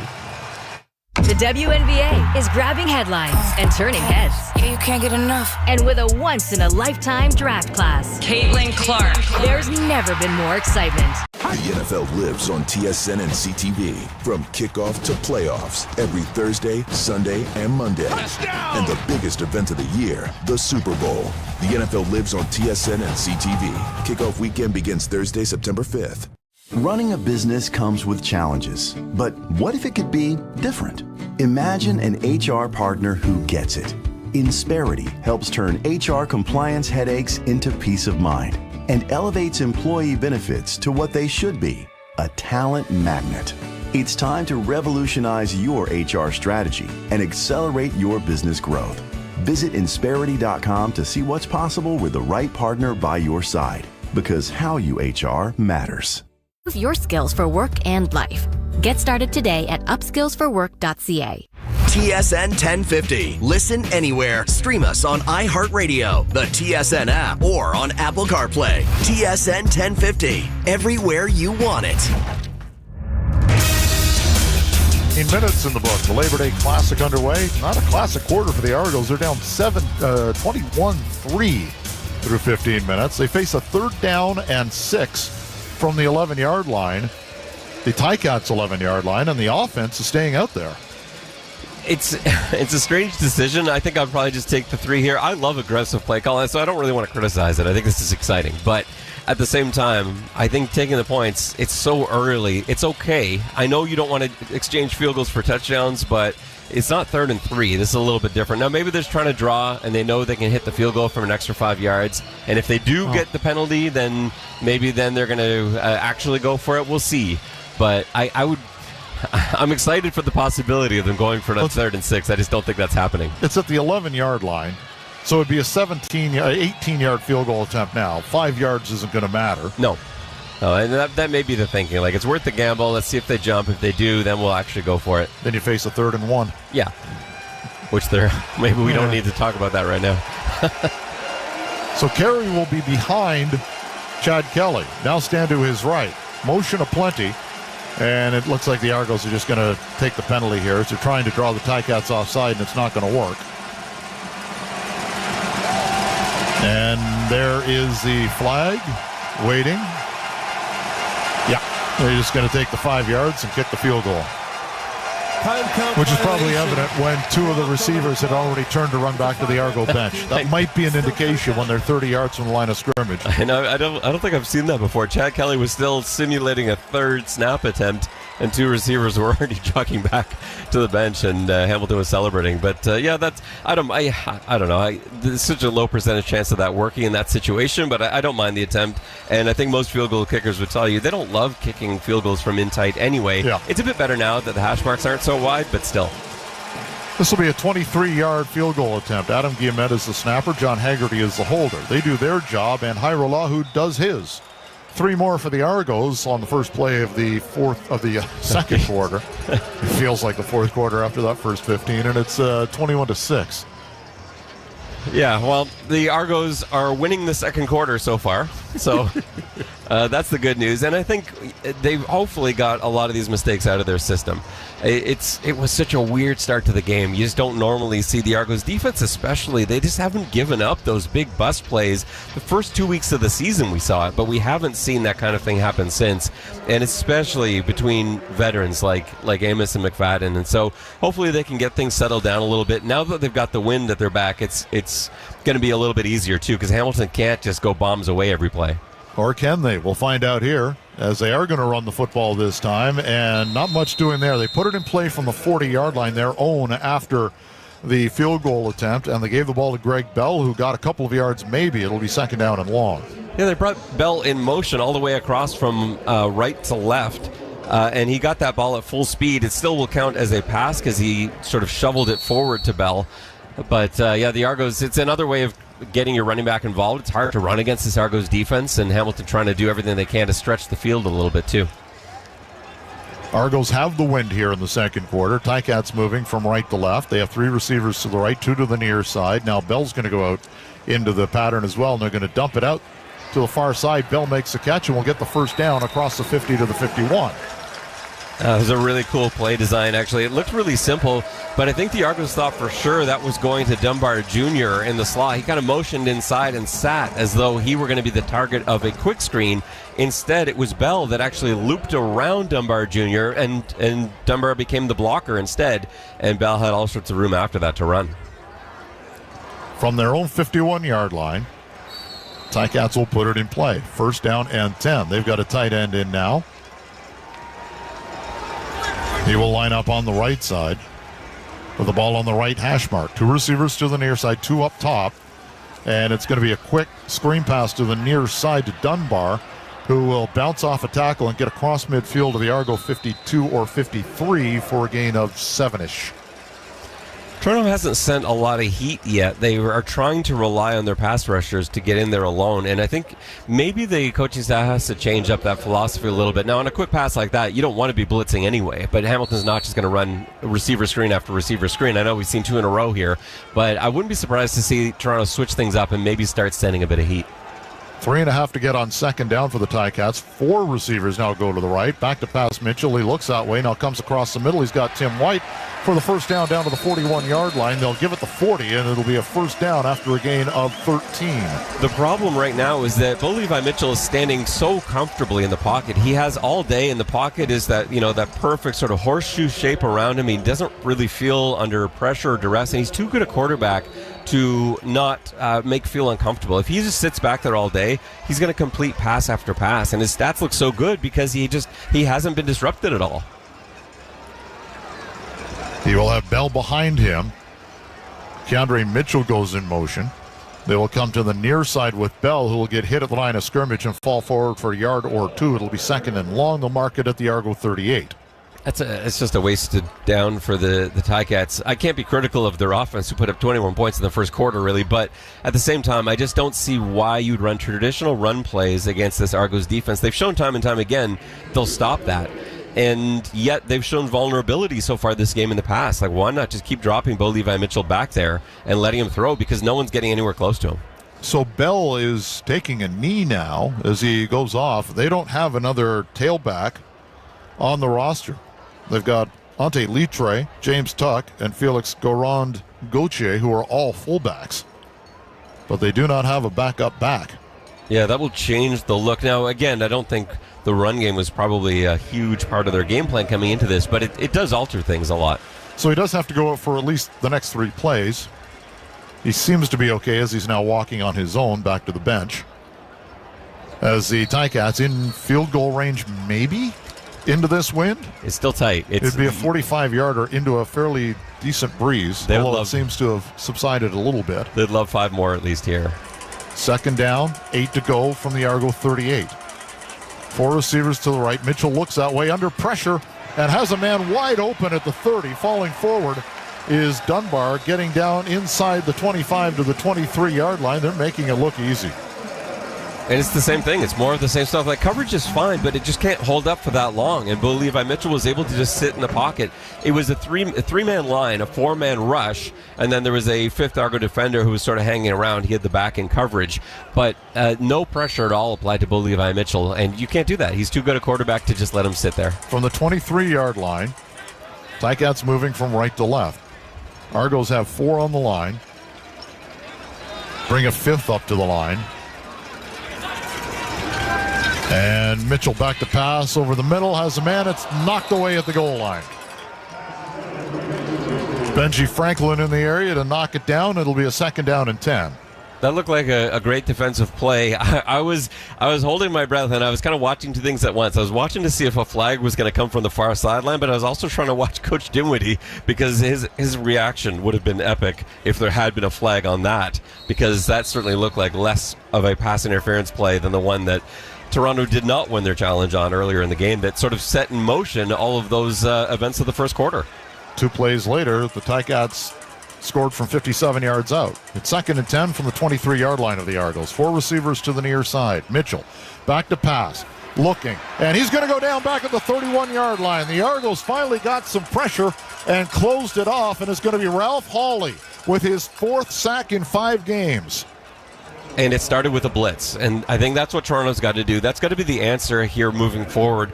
If you get pressure on Bo Levi Mitchell, you'll get sacks, you will get turnovers, you'll have plays that don't go Hamilton's way. If you're only sending 3 or 4, what Hamilton has shown, at least so far this game, is that they'll pick that up fine, which does surprise me a bit, because this Toronto pass rush should be good, sending 4, but they just haven't been able to get home today. So send a bit of heat. The result is going to be stuff like that, where Bo Levi Mitchell goes down. Mark Leggio, inside 40, is 16 for 16. This will be from 37 into the wind. Janarian Grant stands at the back of the end zone. Kick is up, and the wind knocks it down, but it has enough to get through, as the wind is pretty strong. So 3 more for the Ticats. It extends the lead to 24-6. And we'll see if the Argos can come back. 9:42 left in the half. It's Argo football on TSN 1050. In football and in life, there are wins and losses. When you're facing hard times, having a team you can trust makes all the difference. For more than 65 years, I mean to fight this war and win it. The biggest show on TV is back. HBO's House of the Dragon. only available on Crave. I did not think they would be so eager to die. Don't miss the global phenomenon critics call thrilling and endlessly captivating. And the path to victory now is one of violence. HBO's original House of the Dragon. New season, stream now, only on Crave. Subscribe at crave.ca. All season long. You gotta love it. IndyCar lives on TSN and TSN Plus. At Real Canadian Superstore, back to school means back to bento boxes. For only $10, find your kid's perfect PC bento lunchbox. Then pack it with peanut-free snacks like no-name granola bars and PC cereal bars. Now everyone's happy. Superstart their year with more ways to save at Real Canadian Superstore. See flyer for details. Ticats 24, Argos 6, 9:42 remaining here as the Argos offense back on the field. They'll take it to the 40-yard line after the field goal. Kind of surprised they don't give Grant and McMahon a chance here. With Leggio not having the strongest leg on kickoffs, we just saw what the wind did to that field goal attempt. Yeah, I wouldn't mind saying that, but 40 yards, starting at the 40-yard line, that is pretty good field position. You also just want to give your offense a chance in fair conditions here. They're not backed up. They've got the wind at their back. We see what they can do. It's exciting, too, for an offensive coordinator. When you've been struggling that first quarter, you knew you were going into that wind, and now it's turned around, and you get to open up the entire playbook. So we'll see what they come out with here. Normally, you look at Jack Kelly's numbers in the first quarter and go, oh, that's pretty good. 7 of 11 for 93 yards. But they were only able to get the 2 field goals, and Hamilton now has 24, so it's 24-6, 9:42 remaining in the half. Argos moving left to right, wearing light blue helmets, light blue jerseys, dark blue pants, dark blue socks. They'll put it in play from the left hash mark. 3 receivers, now 4 come to the near side. And Kelly's going to go play action, roll out to the near side, and come to the near sideline. Has a man, Unger, at midfield stripe. He'll take it down to the 43-yard line of the Ticats. That is good. 48-yard line of the Ticats, so that's good for a first down, gain of 23. That's very similar to the kinds of plays that we talked about in the pregame show, where Unger along the sideline is a favorite target of Kelly's. He's got the arm strength to get it there. That time there's a bit of a rollout, so that helped too. But Unger just running down the sideline, he runs a comeback route, which means he turns back towards the sideline, and Kelly just found him easily. Officially a gain of 22, first down to the 48-yard line of the Ticats. And it is a running play. It's going to be Carey taking it inside the 45 to the 43-yard line. So it's about halfway to the first down. I like how hard he hit the hole. He came in with full speed. It's fun to watch when they line up in pistol formation like that one was. The running back gets ahead of steam before they get the handoff. Instead of starting beside the quarterback like you so often see out of shotgun, he's actually running full speed towards the line of scrimmage when he gets the ball and still has enough room to be able to make a decision and cut left or right. Dylan Giffen had been in as a tight end. He's out. Sindani's back in. On this second down and 5, Kelly back to pass, and he's going to now scramble, looking to the right, now stepping up in the pocket. And now he's got a big hole up the middle, 35. He got drilled at the 33-yard line, a gain of about 10 yards, but he got hit, and he went up and over Jamal Peters, his former teammate. Yeah, that was a pretty tough hit. He had a decision where it looked like he was thinking about sliding, but sliding there might have been more dangerous. He instead goes to the air because he could see that Peters was closing in full speed. I think sliding there ends up resulting probably even more contact, but yeah, that won't feel good. You'll feel that bruise tomorrow morning. From the 33-yard line, inside the left hash mark, it's a first down. Argos trailing 24-6. 3 receivers to the near side. And they will ground game again, and getting inside the 30 to about the 26-yard line is Kadeem Carey. That's a nice run. The Argos, this drive has looked really good. They're getting positive yardage out of the run game. Backs are running really hard as well. And they've been able to connect. I guess it was just the one connection to Unger on the sideline, but Jack Kelly's moving around now. Oh, this is not a good sign. We've got an Argo that has just gone down and trying to make their way back to the sideline. I think that's Brendan Calver. Yeah, that is Calver that's down on the field now. Training staff out looking at his lower body. It'll set up a second down and 7 as Brandon tried to get back. They're on the near bench, the Argos are. The play at the far 25-yard line, so he had a ways to go and then finally took a knee and is now laying down. And we'll take the timeout with 7 minutes and 11 seconds remaining in the first half. The Argos trailing the Ticats 24-6. You're listening to Argo Football on TSN 1050. Breaking news coming in from Bet365, where every nail-biting overtime win, breakaway, pick six, three-point shot, underdog win, buzzer beater, shootout, walk. Is it time to reimagine your HR strategy and accelerate your business growth? Visit Insperity.com to see what's possible with the right partner by your side. Because how you HR matters. American Ninja Warrior is back. Yes! New ninjas. Oh my goodness! New obstacles. Here we go! New episodes. Everything you got! A new American Ninja Warrior. Monday, 8/9 Mountain on CTV. Roster of Ford vehicles like Bronco, F-150 Escape, and Mustang. No more standing on the sidelines. Get in the game with Ford employee pricing and drive home the vehicle you want today for a limited time only. Summit Ford on Highway 27 south of the 407 and South Lake Ford Lincoln in Newmarket near the 404 and Davis Drive. Brandon Calver off the field, that's good. Limping over to the bench. Running off on his own, though. 24-6 is the score. Ticats up. Lots of light blue merchandise as fans braving Labor Day here at Hamilton. If you want to pick up Argo merch, you can do so at argonauts.ca. There are a lot of Argos fans in attendance, actually. It's impressive to see. And wearing their jerseys, I love to see the assortment because you've got the classics. Like I do see a Pinball Clemens down in front of me, but you also see Ralph Hawley there. There's a Jack Cassar over to the side. There's a Tavares McFadden. So just about every jersey you want to find is in front of you here. A lot of Argos fans down this end of the stadium. And you can get yours custom made again at argonauts.ca. Go to shop, go to Argos. There you are. And don't forget to check out the non-jerseys, too. The T-shirts, the long sleeves, hoodies. There's an amazing assortment. Second down, short 4 to go for the Argonauts at the 27-yard line, just inside the 27. Argos moving from left to right, and we'll go back to the ground game, and we'll end up about a yard shy of the first down. Hitting the hole hard, but then slipping was Kadeem Carey.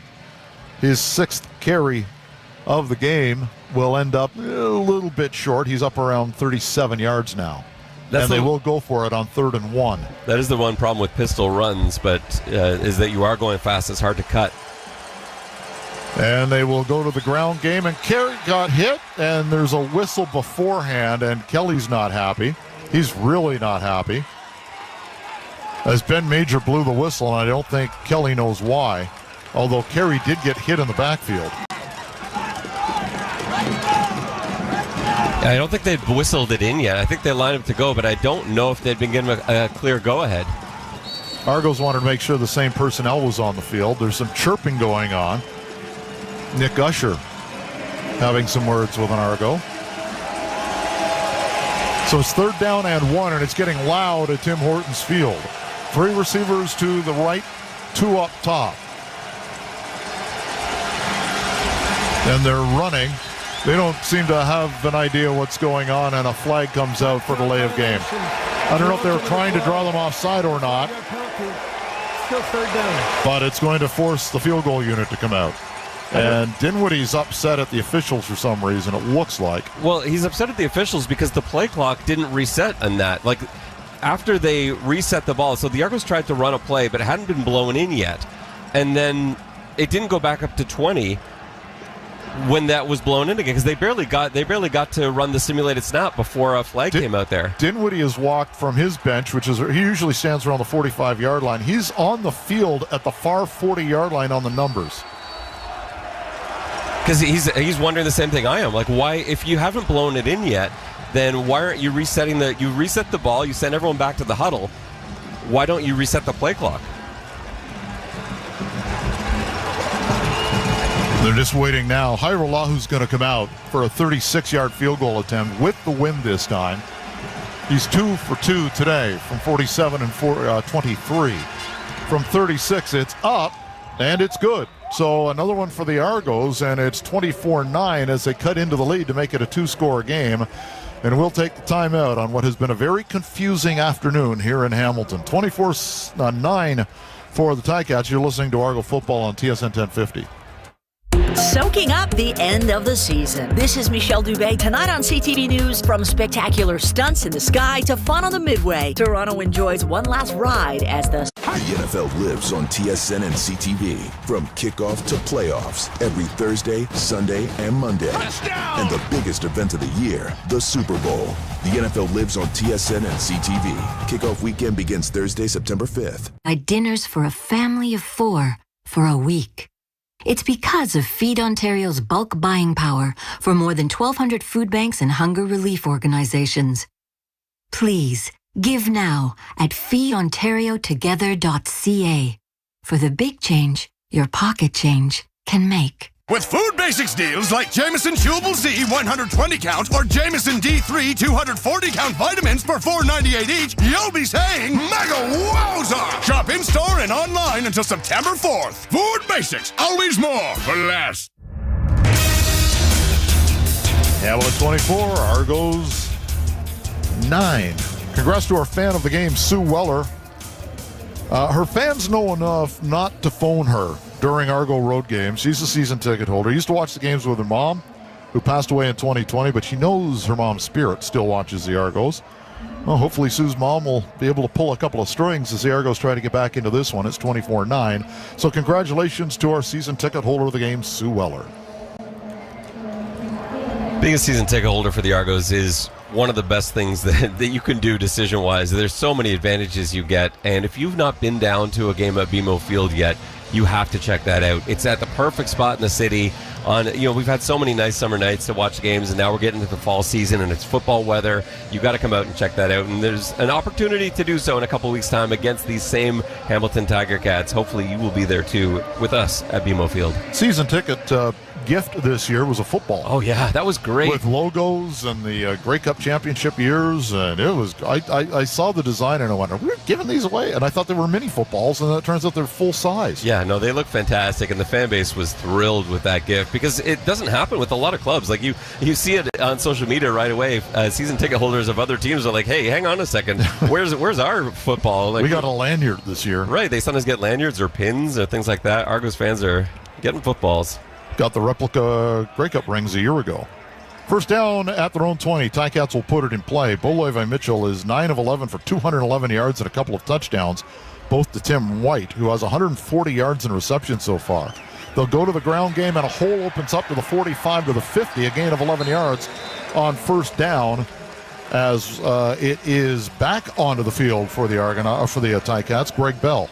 It looked like the design was initially a run to Hamilton's right side, but in running a quick simulated snap, Levi Mitchell saw that there was going to be pressure coming from that way. He flipped the play, and they ran left instead. First down to their own 51-yard line. Bell had been off the field in the last series, but he is back out there and making his presence felt immediately. He stands to the left of Bo Levi Mitchell, 3 receivers to the right. Mitchell looks this way instead. Has a man closing quickly, but he's able to make the catch. No, the ball came out at the 40-yard line. It looked for a moment like Tim White was going to make a circus catch along the sideline, but he couldn't hang on. That ball went a long way. White was initially open, but great job of closing there from Tavares McFadden. He delivered a hit to be able to break up that play and knock that ball loose. But again, Bo Levi Mitchell got his Ticats to the line to see what coverage the Argos were in. He's done that 4 or 5 times now, and the Argos have to do a better job of not giving too much away on that simulated snap when they see it's early in the play clock. It was Mark Milton on the coverage. So it'll be 2nd and 10 from their own 51-yard line. Argos need a stop here. 4-man rush. Mitchell goes to the far side, and is there contact? No. They're going to say that the Ticat receiver slipped, and it will go incomplete. I didn't see if there was contact or not, but Deshaun Amos was the only man with a shot at that ball.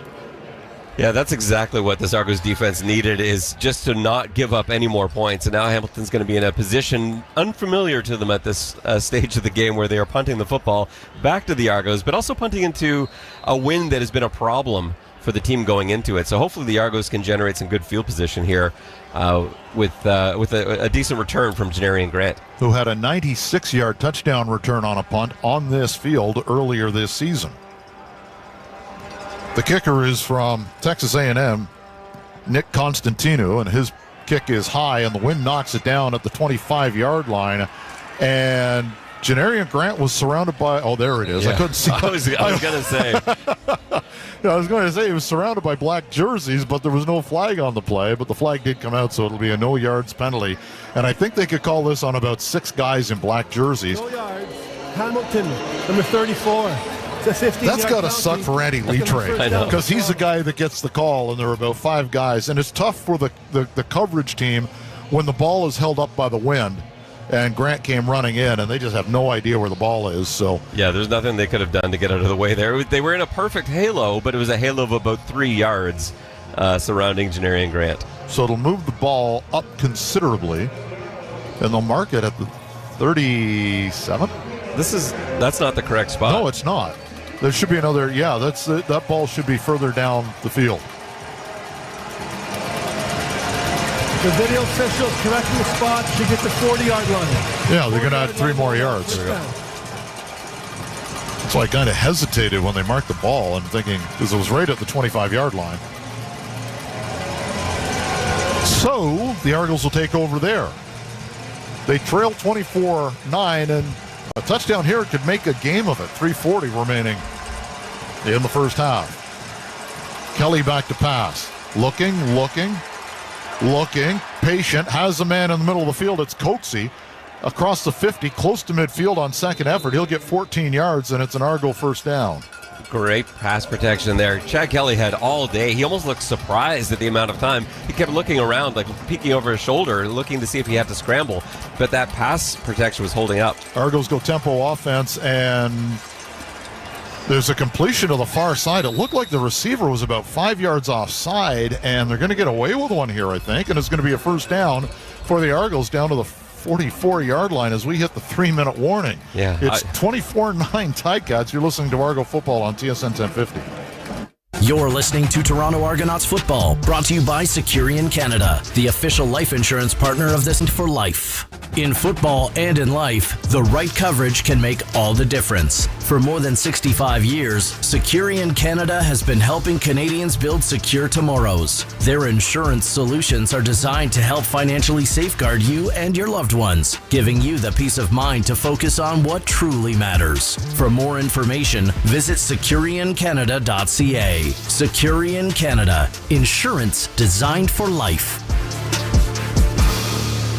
Walmart has low prices for all your back-to-school shopping. Save 47% on selected Crayola crayons, pencils, or markers. On now for only $2.34. Or save 47% on selected 5-star notebooks. Now only $3.96 at Walmart.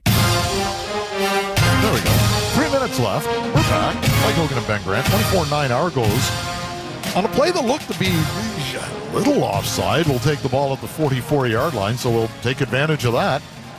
Am I crazy, or did that look like 2 of the slot receivers were way downfield? Yeah, I thought they were. I was looking for a flag and sort of waiting for it, and then none came. But we've seen that a few times before this season. It's really hard to judge, and the officials don't want, they're not looking to throw flags on every play.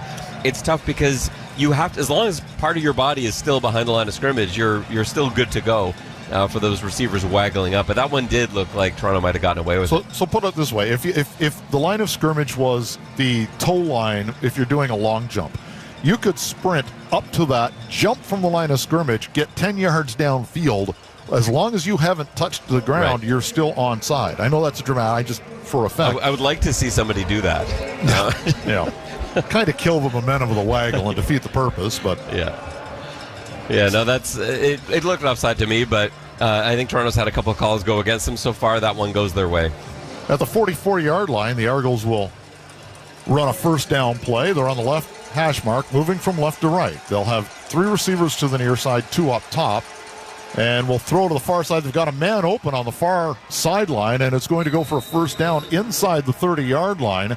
It's Demonte Coatsy, who was wide open on the sideline. Yeah, that's the Younger play. He just ran a short hitch route, and defenders backed way off the ball. And so Chad Kelly, easy decision, launches it out there for Coatsy. First down at the 29-yard line. 3 to the near side. He's going to go to the far side again. Bobbled and caught at the 22-yard line. And that's going to be a solid gain on first down for Mackay Polk, who makes his first catch of the afternoon. Now, that one was more dangerous because you had Kyle Wilson there as a linebacker fanning out, and he was almost able to get there in time.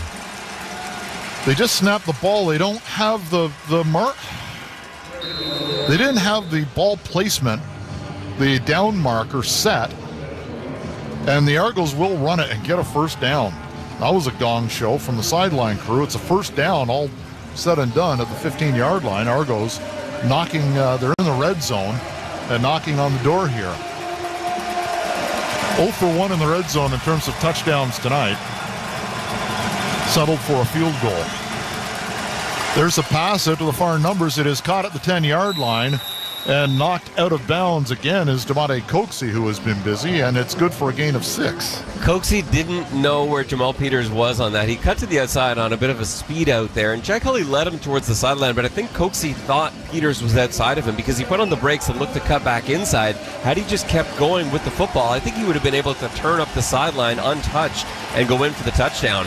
But he ended up turning back into Peters. Still gets a good gain out of it, but that one could have been 6. 4 to get on second down from the 10-yard line. 3 receivers to either side. Kelly, quick hit near side, inside the 5, into the end zone. Touchdown, Argos. It's Tavares Daniels, the Ticat killer, who finds the end zone, and the Argos are right back in this. It's 24-15.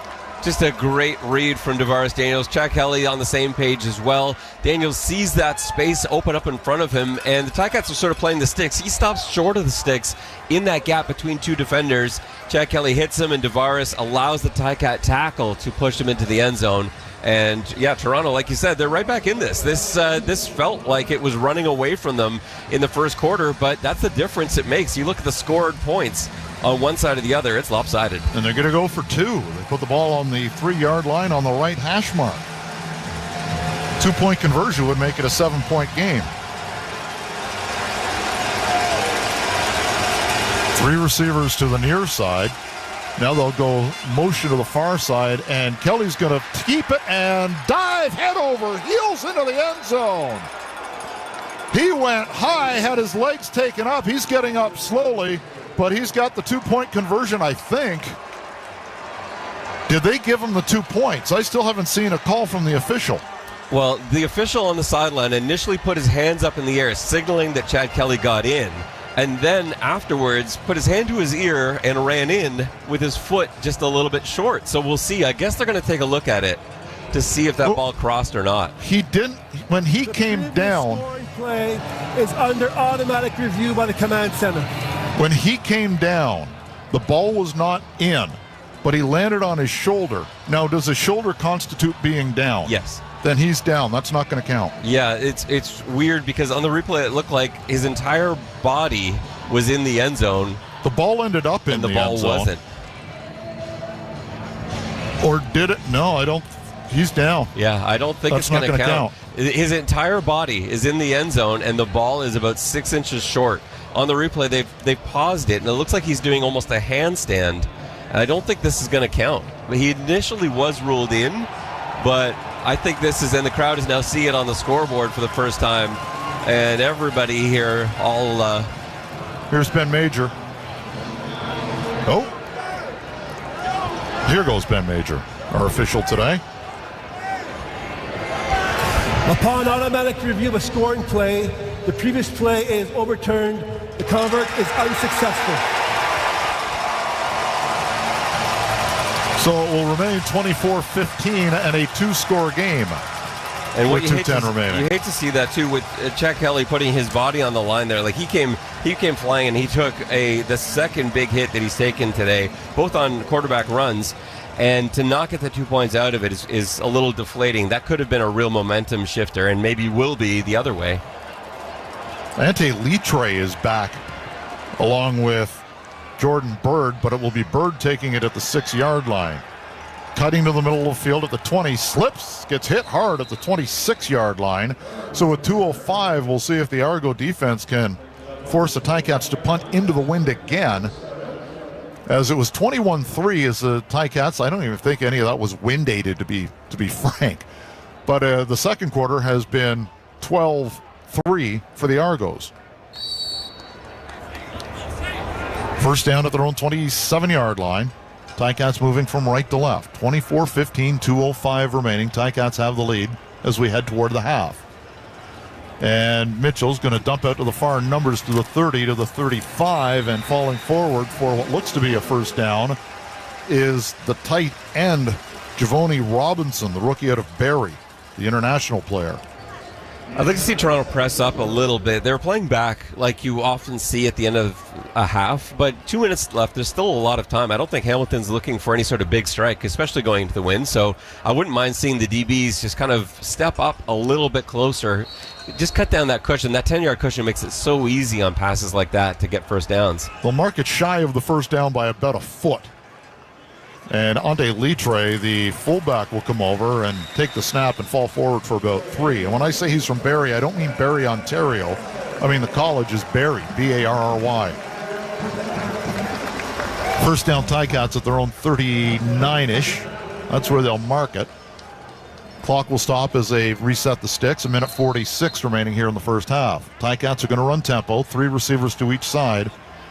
No, it isn't. They've got linemen all over the place. They've got 2 offensive linemen to the far side to set up a screen, and it will be complete for a gain of about 5 yards to Brendan O'Leary Orange. Toronto did not line up correctly like that. It's tough when you have offensive linemen split out wide, your rules still apply as a defensive lineman. And so if you see the tackle is way out to the numbers and you're a defensive end, you go out and line up outside that tackle. That's not what happened there for Toronto. They got lucky because I think Bo Levi Mitchell went the wrong way. Hamilton had numbers to his left and he went to his right. Where they had the 2 offensive linemen on the line of scrimmage. One of them must have been lined up as a tight end.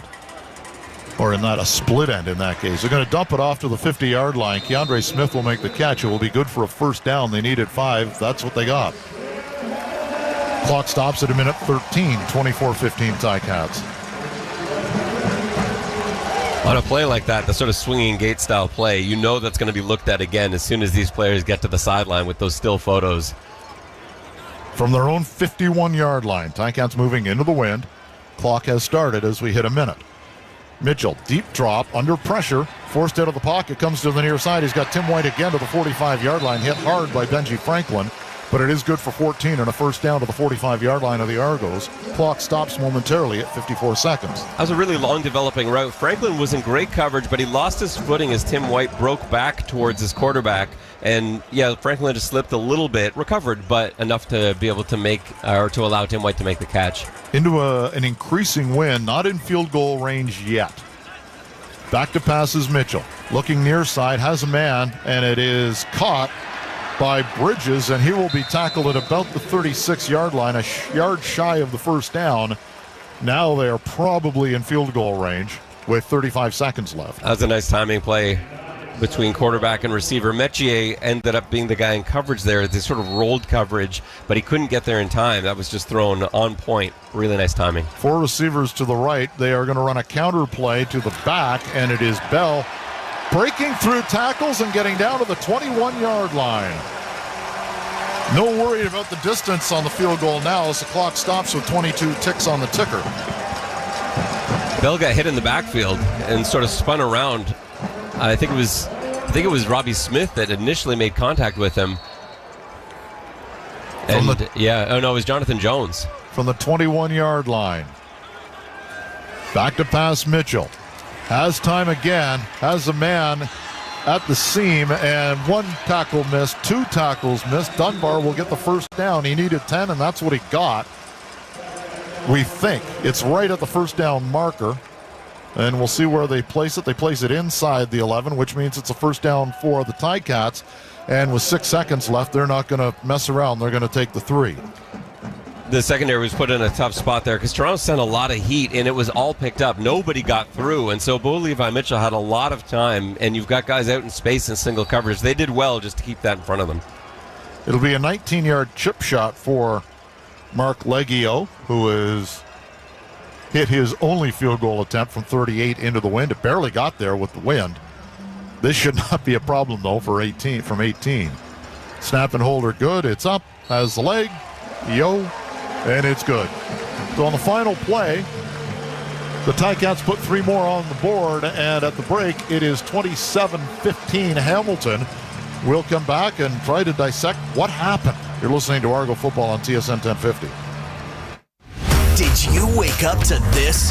Sam Bennett, Stanley Cup champion, our guest. You weren't necessarily a fan favorite after Game 2 a couple of years ago against the Leafs in the second round. But if he ever became a Maple Leaf, don't you think the fans would love a player like Sam? That's what I'm talking about. There'd be a parade if Sam Bennett became a Maple Leaf. It'd be a glorious moment in the franchise's history, and I'm not kidding at all. You know, who knows? Maybe in the future, the homecoming could I think he does need a new contract. Yeah. You know, who knows? You never know. No, it is funny though, because I actually, since I'm here all summer, I walk by, fans see me all the time, and they actually always have like something to say, like they hate me, but they always end with, "I want you to be a Leaf one day." So, that's it. It's the best compliment.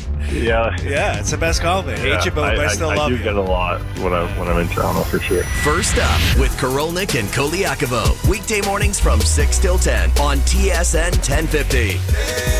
You ain't first, you're last. Mega Tank. You can't print money, but with a Canon Megatank printer, you can save money on print. Canon Megatank refillable printers come with ink equivalent to... Crave is the exclusive home of groundbreaking HBO originals. Streets are talking again. They know there's only one man big enough to run this city. Including The Penguin, the next chapter in the Batman saga. The world ain't set up for the honest man to succeed. Starring Academy Award nominee Colin Farrell. I'm gonna tear down the empire from the inside out. The Penguin, an HBO original limited series. Stream September 19th, only on Crave. Trust me, it's just the beginning. Subscribe now at crave.ca. Weekdays between 2 and 4 for Gameplay, Canada's first daily sports talk show focused on sports betting and fantasy. Get the inside edge on the latest lines, greatest prop bets, and up-to-date information. It's all on the line. Gameplay with Matthew Cause on TSN 1050. Brought to you by FanDuel. Bet on all your favorite teams on the FanDuel Sportsbook app. Make Canada proud. With every team in it to win it, the race around the country continues on Canada's #1 reality series. Go! A new episode of The Amazing Race Canada, Tuesday at 9 on CTV. Hi, Anthony Longo here. I'm happy to announce our new program, Longo's Low Price Lockdown. We've locked in our best prices on everyday family staples to give you the best deals around. That means more bread for less dough, more tissue for less paper, or more cheese for less cheddar. Come check out Longo's to make your grocery shop one stop. For quality and value that meet your family standards, trust ours, Longo's. And for even more value, our semi-annual buy one, get one free event is back in store now. Your daily life often goes like this. With Air France, choose instead. During the Air France moments until September the 11th, put your daily life on hold and book your flight to Rome from $780 from Toronto. Elegance is a journey. Air France. Return fare including tax. Travel between September the 1st to December the 14th, 2024, and between January the 8th to April the 30th, 2025. See conditions at airfrance.ca. Dash that notebook, that calculator, that backpack, that... Dad, what am I bringing to the bake sale? What bake sale? I told you. Oh, that box brownie mix, that dozen eggs, that parchment paper, that... You forgot vegetable oil. That vegetable oil, that boxed wine, that... What smells like smoke? Dash that 2 dozen bakery donuts. But Dylan's gluten-free. Back to school deals in the bag. Dash that and get up to 30% off supplies, groceries, and more with DoorDash. Terms apply. How can you protect your keys? Simply attach a War Amps key tag to your key ring. If you lose your keys, the finder can call the number on the back of the tag or drop them in any mailbox, and the War Amps will return them to you by courier for free.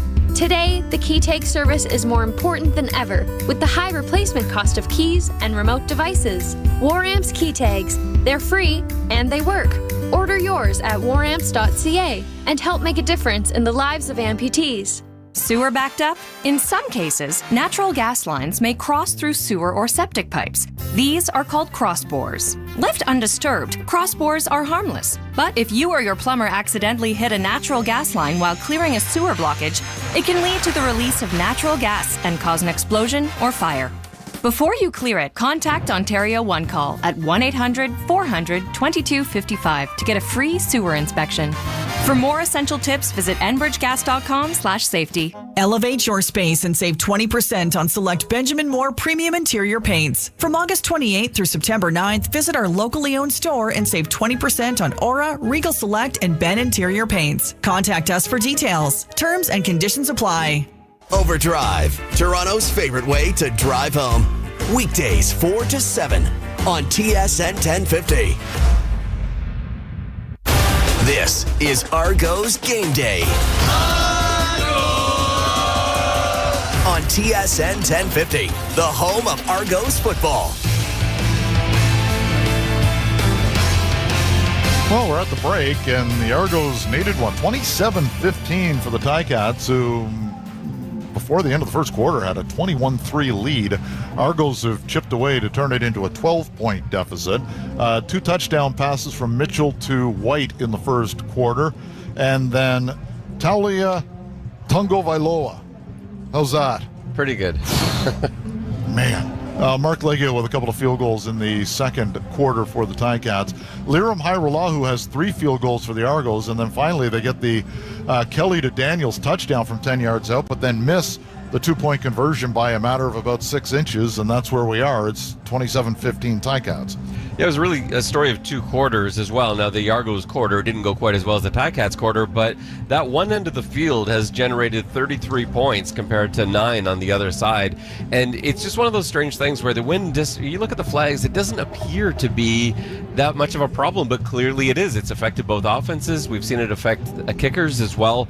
And so it's something just to keep track of in the second half. But the Toronto Argonauts had such a slow start. You can't find yourself down 21-3 and expect to be in a ball game after a few nice plays. They did play a much better second quarter, but it's going to take a lot more work to get back into this one. Well, both quarterbacks were 14 of 18. The difference being Kelly had a good half, 179 yards. That's over 350 prorated, but Bo Levi Mitchell, 259 yards and a couple of touchdowns. That's the difference. A 57-yarder to Tim White, followed by a 70-yarder to Tim White. And the 57-yarder was a really nice play. It wasn't a bust by Toronto, but Tim White did a really nice job getting behind coverage. They also kind of caught Toronto with no defender in the middle of the field deep and running a post route. That's a perfect recipe for that.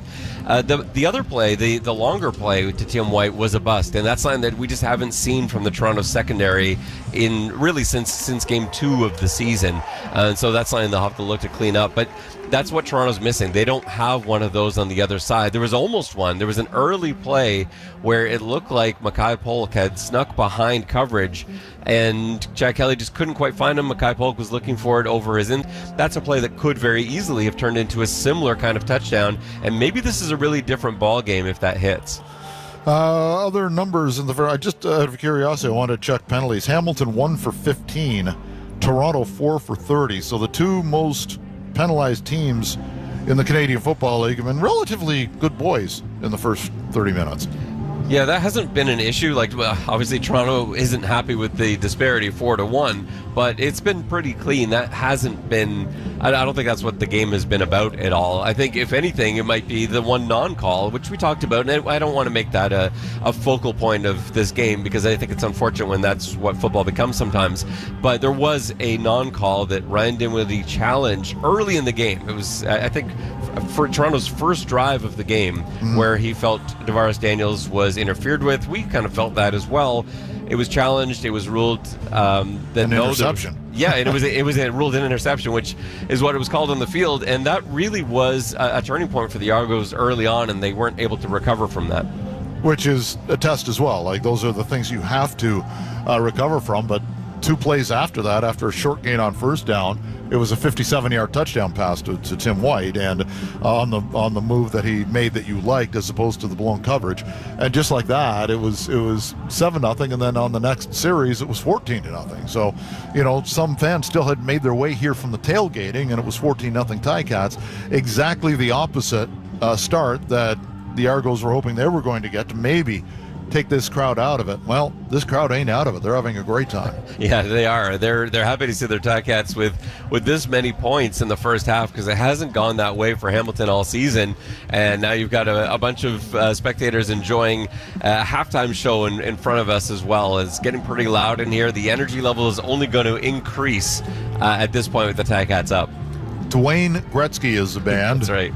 Of course, named after the former Argo co-owner. That's the way that we have to introduce Wayne Gretzky on the program. Yeah. When we come back, we'll have the second half for you. It is some work to do, work to be done for the Argonauts, down 27-15. You're listening to Argo Football on TSN 1050. Sneaking out shouldn't be simple. Is that you, kiddo? Shh, no, Dad. You're just dreaming. Go back to sleep. Nice try. Go back to your room. Saving up to $750. I mean to fight this war and win it. The biggest show on TV is back. HBO's House of the Dragon. Only available on Crave. I did not think they would be so eager to die. Don't miss the global phenomenon critics call thrilling and endlessly captivating. And the path to victory now is one of violence. HBO's original House of the Dragon. New season, stream now, only on Crave. Subscribe at crave.ca. That's okay. Keep going. You can get my price on a new F-150, Bronco Family, Escape, and more. Try a little less excited. Like this? What's not to love? Ooh, nailed it. Right now, get Ford employee pricing on virtually all 2024 Ford vehicles.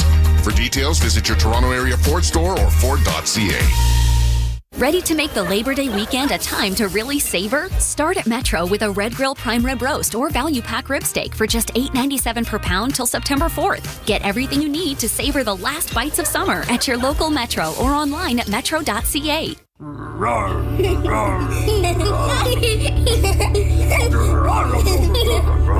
This is the sound of medicine.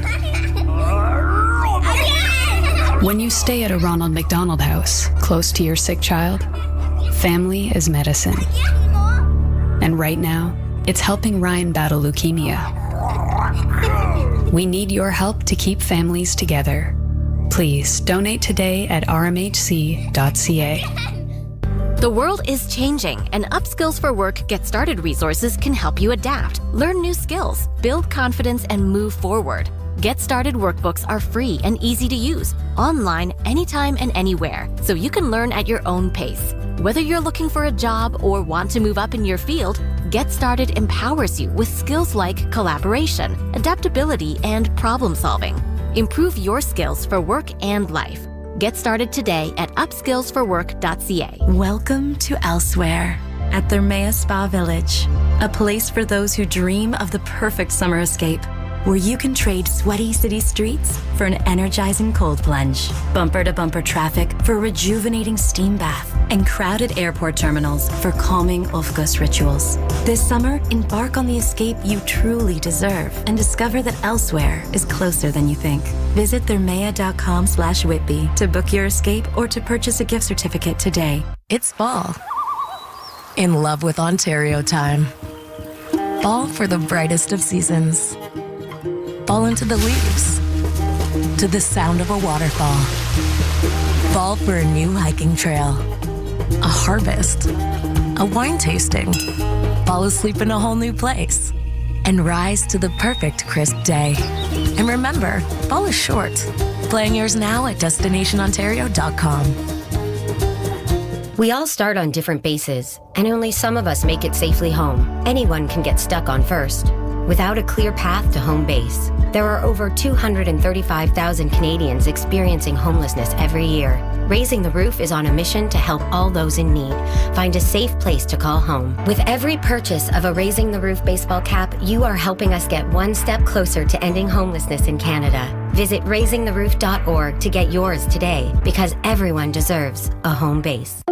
As a homeowner in the GTA, you know it can be a long journey before your home runs smoothly and worry-free. But thanks to our experts at Enercare, you don't have to do it alone. We're available with affordable solutions every step of the way. Whether it's heating, cooling, water heating, or water purification, you get peace of mind knowing that you're backed by our very best. With 65 years of helping Ontarians, we'll always be here when you need us. Enercare, experts at home.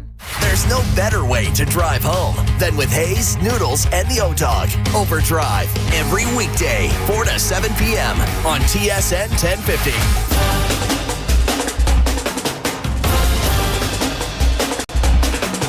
At the half, Hamilton 27, Toronto 15. Mike Hogan and Ben Grant with you on the microphone. Jag Kang, Josh Lippa, the guys who make it all work from an engineering standpoint. But the true stars of this Labor Day are a couple of Argo fans named Connor Sauve and Dallas Bergen, who walked from BMO Field to Tim Hortons Stadium, Tim Hortons Field, to raise money for CFL Fans Fight Cancer.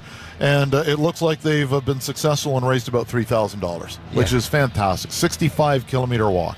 Yeah, it's amazing, and I love the attention that they were getting for this initiative. CFL Fans Fight Cancer has done great work over the last few years, obviously, and an event like this, involving these two organizations, too, I think has been beautiful because you really see the CFL family side of it. I know this is a heated rivalry, and, you know, we see that firsthand, but the fans come together across the CFL when there are initiatives like this for a great cause like this, and you saw Hamilton fans supporting as they went on this walk over the last few days, getting all the way from BMO Field to Hamilton. That is a long trek, and I was following along with interest and curiosity as their social media posts kept coming up, and I was looking at the map, like, where are they now? And to see them raise that kind of money is just awesome. CFL Fan Fights Cancer, every year the money is donated to a children's cancer center or research fund in the host city of the Grey Cup. Last year it was here in Hamilton, obviously. The fund stayed here in the Hammer. This year with the game in Vancouver, it's a research fund out there, or it's actually a care center for children suffering from cancer.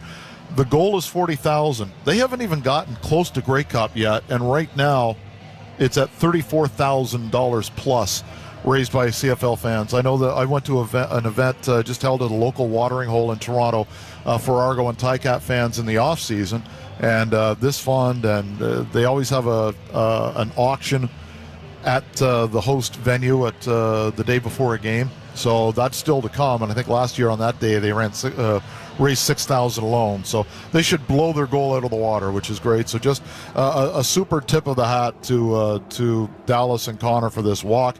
Congratulations, well done. Yeah, and to everyone else that joined them and helped them along the way and encouraged them and spread the word, too, to get a lot of people aware of what was happening. Because it's, just two guys walking along the lakeshore for most of the way could easily go unnoticed if it weren't for everyone else around them that was helping spread the word, drawing attention to these two great guys and the cause that they were promoting in this case. So the Ticats had the option on whether to take the ball or the field to begin this second half as they deferred after winning the coin flip.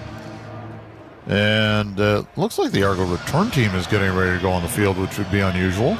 It would be. This wind has played a big role in the first half. Yeah. It's a disparity, but again, it defies logic. We look right now, and the flags, well, just a moment ago they were barely moving. Now, as soon as I say that, they do pick up. But it just visually doesn't look windy. It clearly is windy.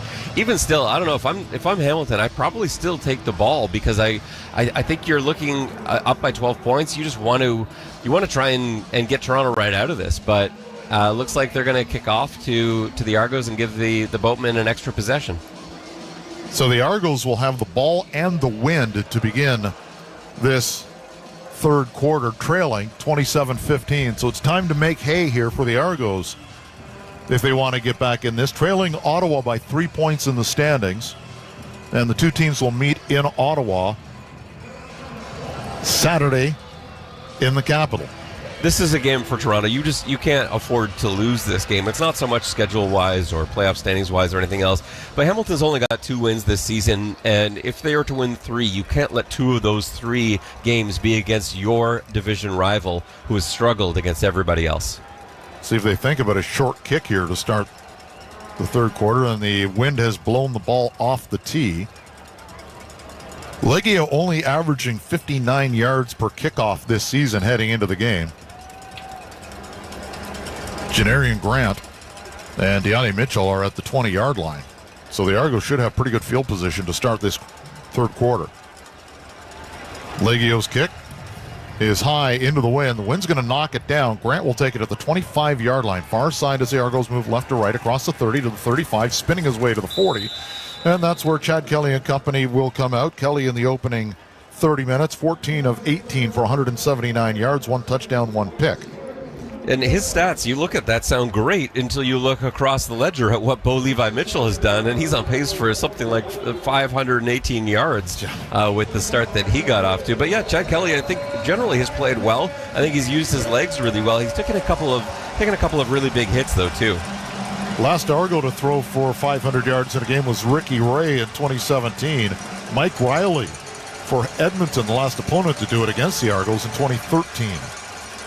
Up the middle on first down is Kadeem Carey for first down yardage. Drops the shoulder and lowers the boom on a secondary player for the Ticats. It's a gain of 14 and a first down. I like that play call to start. Just settle things down a little bit. Kadeem Carey's running really well. I want to see them continue to go back to the pistol because I know Carey hasn't got as much running experience out of the pistol as he does from beside the quarterback in a shotgun. But I just think when he gets ahead of steam like that, he's such a quick decision maker. I want to see more and more of that. 8 carries, 56 yards now for Carey.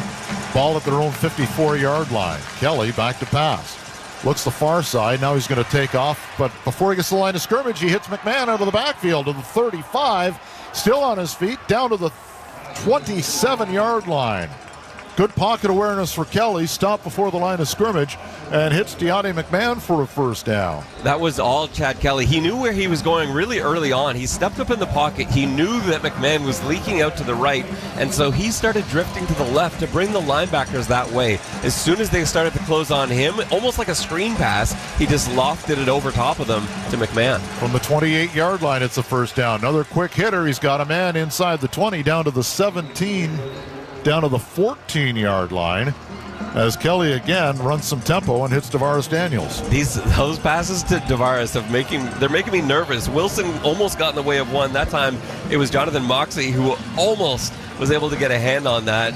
But to be fair to Chad, no one has been able to yet. They've managed to keep it out of Hamilton's hands on plays like that. Ball at the 13-yard line. Argos moving from left to right here in the third quarter, trailing by 12. They've got it down to the 13-yard line. Ball on the right hash mark. Kelly rolling, stepping up in the pocket. He could take off. He's going to do it again to the 10, to the 5. Touchdown! Chad Kelly with a 13-yard scamper, and it's 27-21 Ticats. What a touchdown run from Chad Kelly. He had 3 receivers right, 3 receivers left, emptying out the backfield. He dropped back. That's not a design draw. He dropped back, and so much attention was being played to the trips concepts on both sides that there was really nothing left in the middle except for one linebacker. And so when he started to run upfield, he realized, I could take this the whole way. He sidesteps the backer and takes it into the end zone for 6. So a 6-point lead for Hamilton, and it will be Hairolahu coming in to kick the 1-pointer as opposed to gambling for 2. Argos did that earlier, and it came up about 6 inches short. Snap is good, so is the hold. Hairolahu has the kick, has the leg, has the accuracy, and just like that, it's 27-22. That took 2.5 minutes as the Argos will now kick off with the wind here in the third quarter, trailing by 5. You're listening to Argo Football on TSN 1050. You're listening to Toronto Argonauts Football, brought to you by Securian Canada. Securian Canada, the official life insurance partner of the CFL.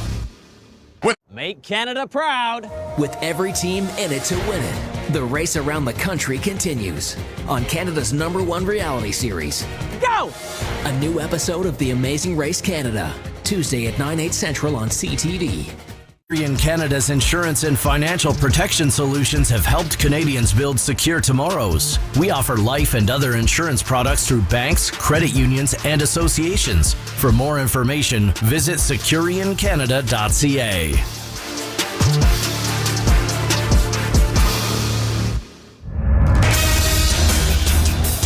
Well, it was 21-3 for Hamilton after one quarter of play. It's now 27-22 as the Argos have made a gain of it all of a sudden. And this is where they have to put it on, though, because, like we said, coming out of halftime, this side of the field that the Argos are currently on is now winning 40-9. And so there's a disparity here. This is where you got to score your points. The Argos have to use this third quarter the way that Hamilton used the first quarter and just keep piling up those points, come away with touchdown after touchdown, and make a difference here. I don't know why this is the windiest spot in Canada, but it always seems to be. Usually The wind is coming over the mountain, Hamilton Mountain, going from right to left. It's going in the other direction today. So that's west, so that's north. It's good. The wind is going north to south, so it's a northerly wind, something you usually don't see here. Yeah, I can't tell. Once I'm out of Toronto, I use the lake as a reference point. So to me, the lake is always south, but I know I'm far enough around the turn that I don't know which direction is which anymore.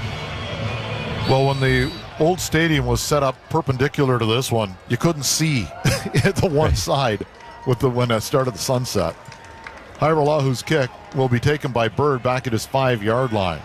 He'll take it up to the near side, right to left, to the 20, to the 25, and he's taken down hard at the 28-yard line as Brian Harry Lamanna came in and made the tackle, and the Ticats will take over at their own 29-yard line. That's a shot by Harry Lamanna. He's made a couple. He's made his presence felt on special teams these last few weeks, and delivering hits like that, that's another way to get some momentum. And the Argos are feeling it now. The offense had this quick drive for a touchdown. They've got a big play on special teams. The defense now has to come up and do their part, and the defense has been the one consistent unit all year long. Ticats have a tight end on the near side, 2 receivers to each side, and are going to throw. Mitchell wants to go over the middle. He does. Dumps it off short. It'll be a gain of about 5 yards as he hit the running back out of the backfield, Greg Bell.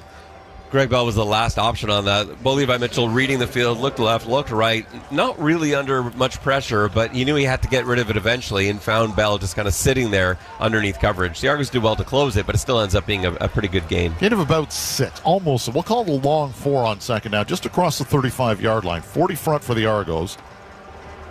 Tight end be gone for the Ticats. 3 receivers to the right. Mitchell drops back, comes to the left, has a man in and out of the hands as the contact was made just after the intended receiver White got his hands on the football. It was knocked away, and it will be a kicking situation. Was that Mark Milton on the hit? I believe it was. It was. As soon as the ball got there, Milton was right there, and the Argos do what they had to do, force a 2-and-out, and now the Ticats have to punt into the wind. And they got a little bit lucky there, the Argos did. Keandre Smith was wide open in the middle of the field. Nobody within about 20 yards of him. Fortunately for the Argos, Bo Levi Mitchell did not see him. There's a DB that just got turned inside out. A great route from Smith, but all for naught. Nick Constantino in for the kick. And it's not a great one. It does chase Grant back to his own 21-yard line, though, and he's going to be hit at the 20. So he'll end up losing a yard because the momentum took him back. So not a bad kick, as I guess Janarian gave him not quite as much credit as he should have into the wind. Yeah, just one of those rare balls that didn't die this time. The wind didn't knock it down. It actually carried pretty well. You don't see Janarian Grant take big hits like that. That's pretty unusual. He's generally really good at avoiding big contact, and he'll twist and turn his body. And guys will, they can tackle him, they can get him down, but it's never a clean hit like that. He took a shot on that play.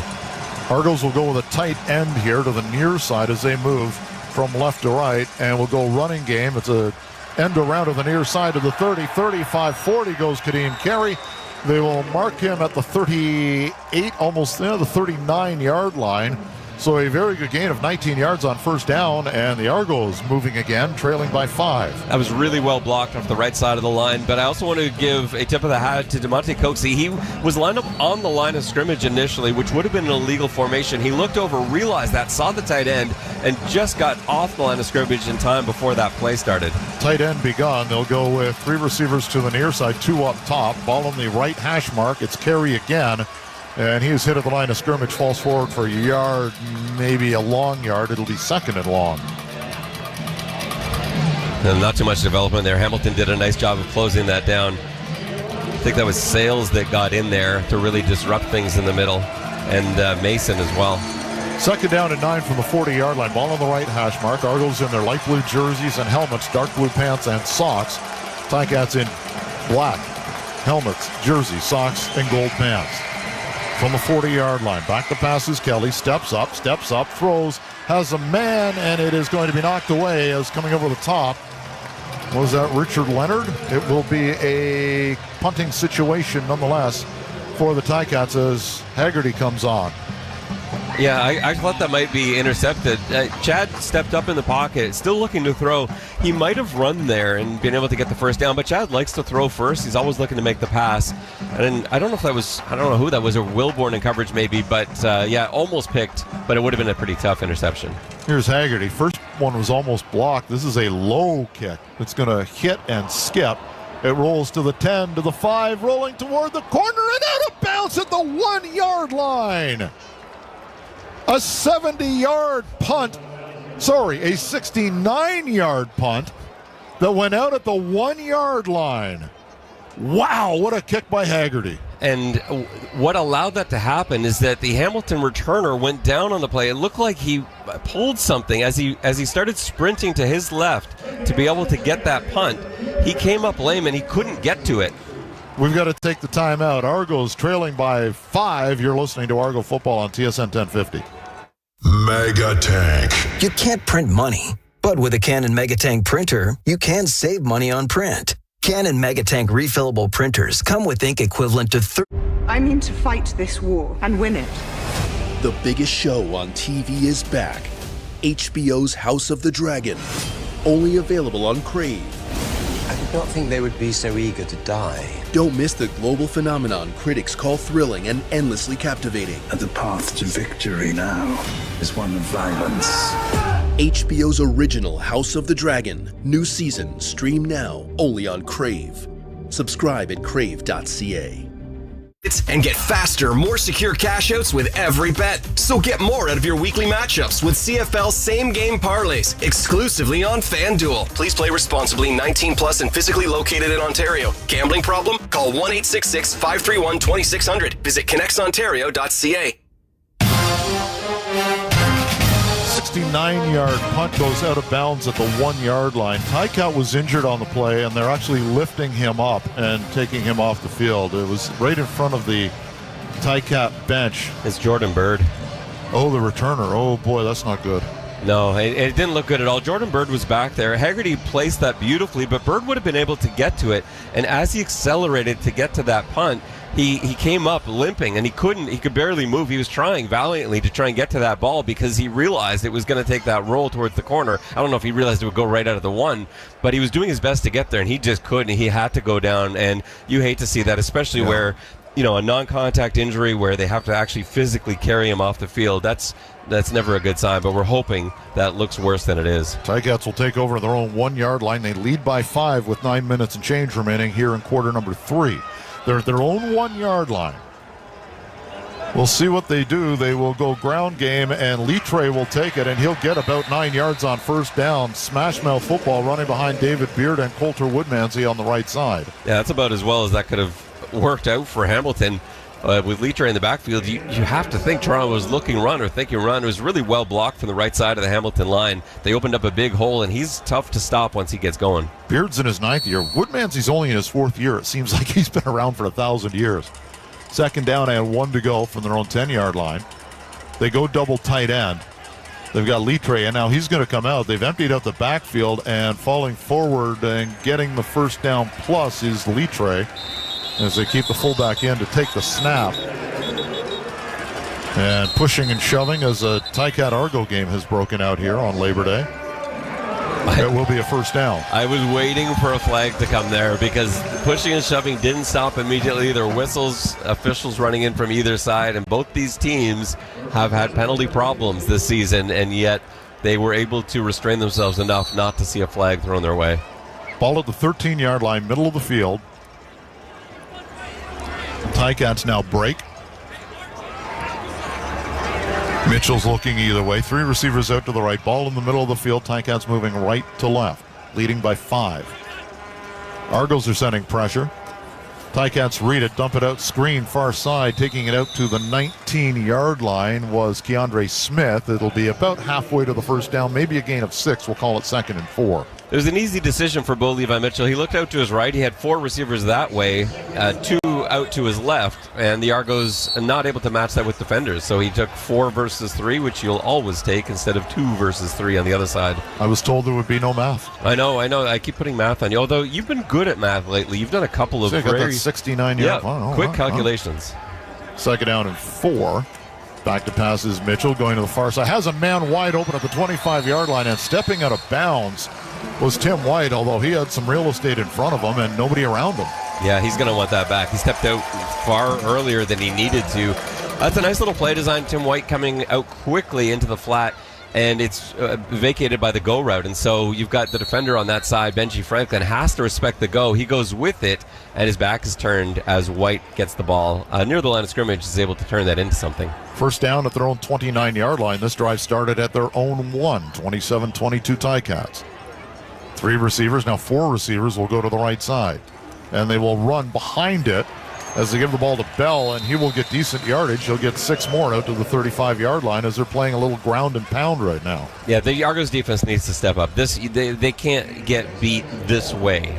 With running the football, with short passes into the flats, you know that's coming because Hamilton, any team, every team going into the win so far this game has had to resort to that. You're running the football, you're throwing short passes, and you have to be looking at that for the Toronto Argonauts. They've got to get off the field here on the second down. They need 3 on second down, and we'll go to Bell again, and it opens up in the middle. He'll get the first down and more to the 45 and take it down at the 50 right on the Ticat logo, and it's a first down Hamilton. 6 minutes remaining here. So the Argos have the wind for only 6 more minutes, and they need to get the ball back. And it's surprising that they haven't been able to stop this middle run on this drive. They've done that really well all season, but this game is one of the things that they did have working for them. It was tough to run inside, and now there's been 2 runs on this drive that have burst up the middle for big gains. Ticats have not been good in the plus-minus. They are minus 10 on the season, but plus 1 today. Ground game. Lead tray to midfield and more as he carries the defender out to the 52 of the Argos, a gain of about 8.5. Nothing fancy. It's just a straight handoff to Litre, and he ends up with Jonathan Jones riding on his back. There has to be more at the line of scrimmage. You can't just wait for Jonathan Jones one-on-one to react to that. There has to be better push. And the Ticat O-line right now is winning those matchups. They're opening the hole initially. And like I said before, Litre is a big guy. If you let him through the hole without being touched, it's really difficult for a linebacker one-on-one to stop him in his tracks. 2nd and a yard. And it's Litre taking the snap, falling forward, and getting the needed yard, and maybe a half a yard more. So they get inside the 50. And now we've got an injured player, and it's Coulter Woodmansey. Is he getting up? Slowly he's getting up. And he is limping. Argos, the Ticats only have 1 backup offensive lineman dressed today. The draft pick, Nate Dumoulin-Duguay from Laval. That's it. They only dress 6.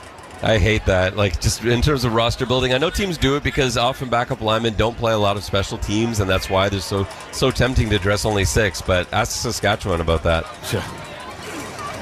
And they will run a sweep to the near side, and it gets blown up real good. They needed something to happen on defense and just had it happen there. And it was the Sam linebacker, I guess the nickelback in this case, Quincy Moget. Yeah, Moget made an outstanding play there. He came up nicely to shut that down. It wasn't going anywhere. It's a loss of 1. Sorry. He was in space. That's. I'm so impressed with that tackle because he was being blocked. He was engaged perfectly, but he was able to spin out of that and keep his balance and then make that tackle for a loss. This is the situation you want to be in, 2nd and long. Into the wind. They're nowhere near field goal range yet.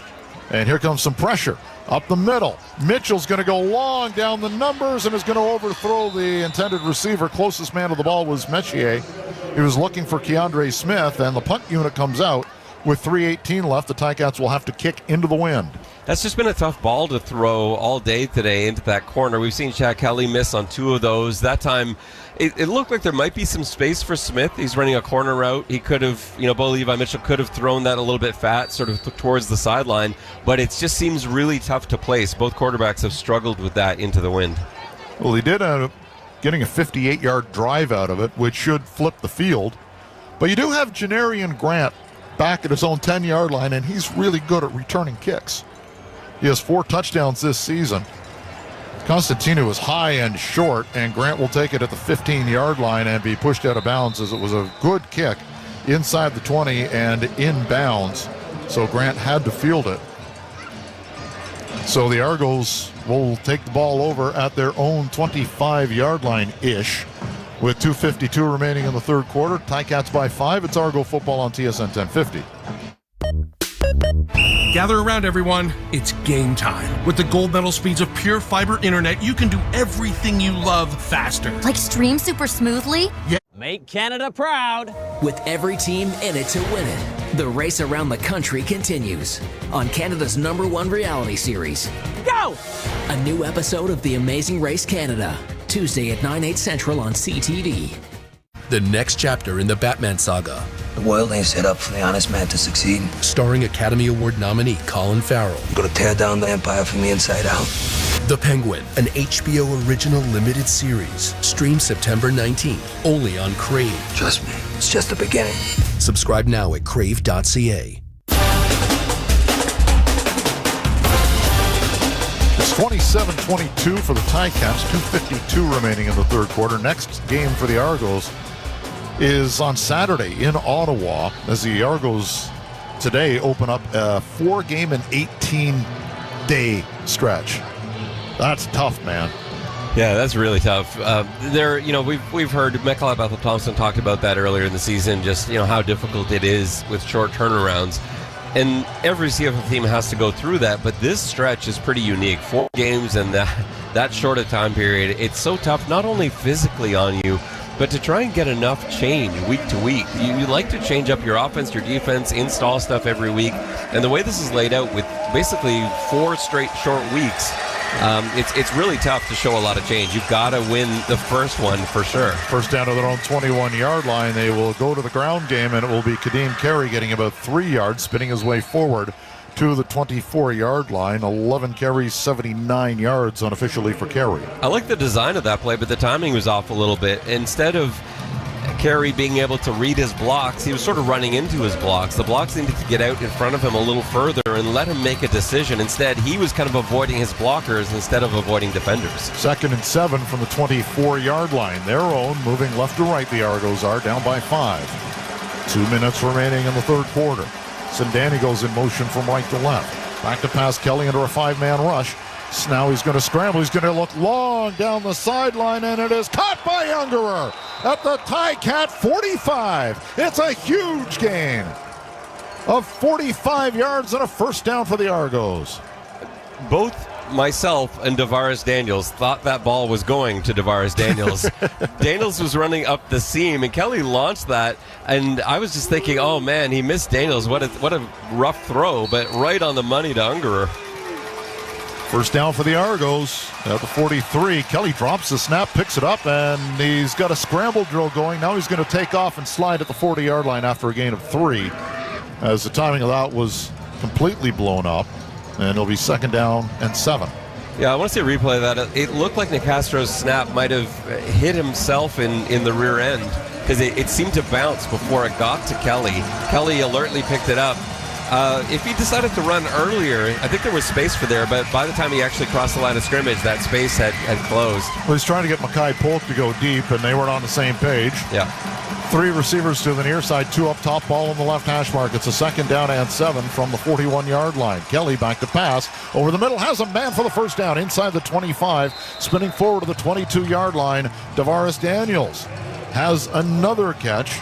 That is his 6th of the afternoon. Have I broken the curse? Because for weeks and weeks and weeks, going back into last season, you asked me which receiver is poised to have a big day today, and I'm always wrong. In fact, that receiver usually has a terrible day. Davaris Daniels was my guy today, and I may have finally hit on one. 4 receivers to the left. They're going to run a screen to that side. That's not going to work. It's going to lose, maybe get back to the line of scrimmage, as it was another one for Daniels, and it'll be 2nd down and 10. With time for one more play in this quarter.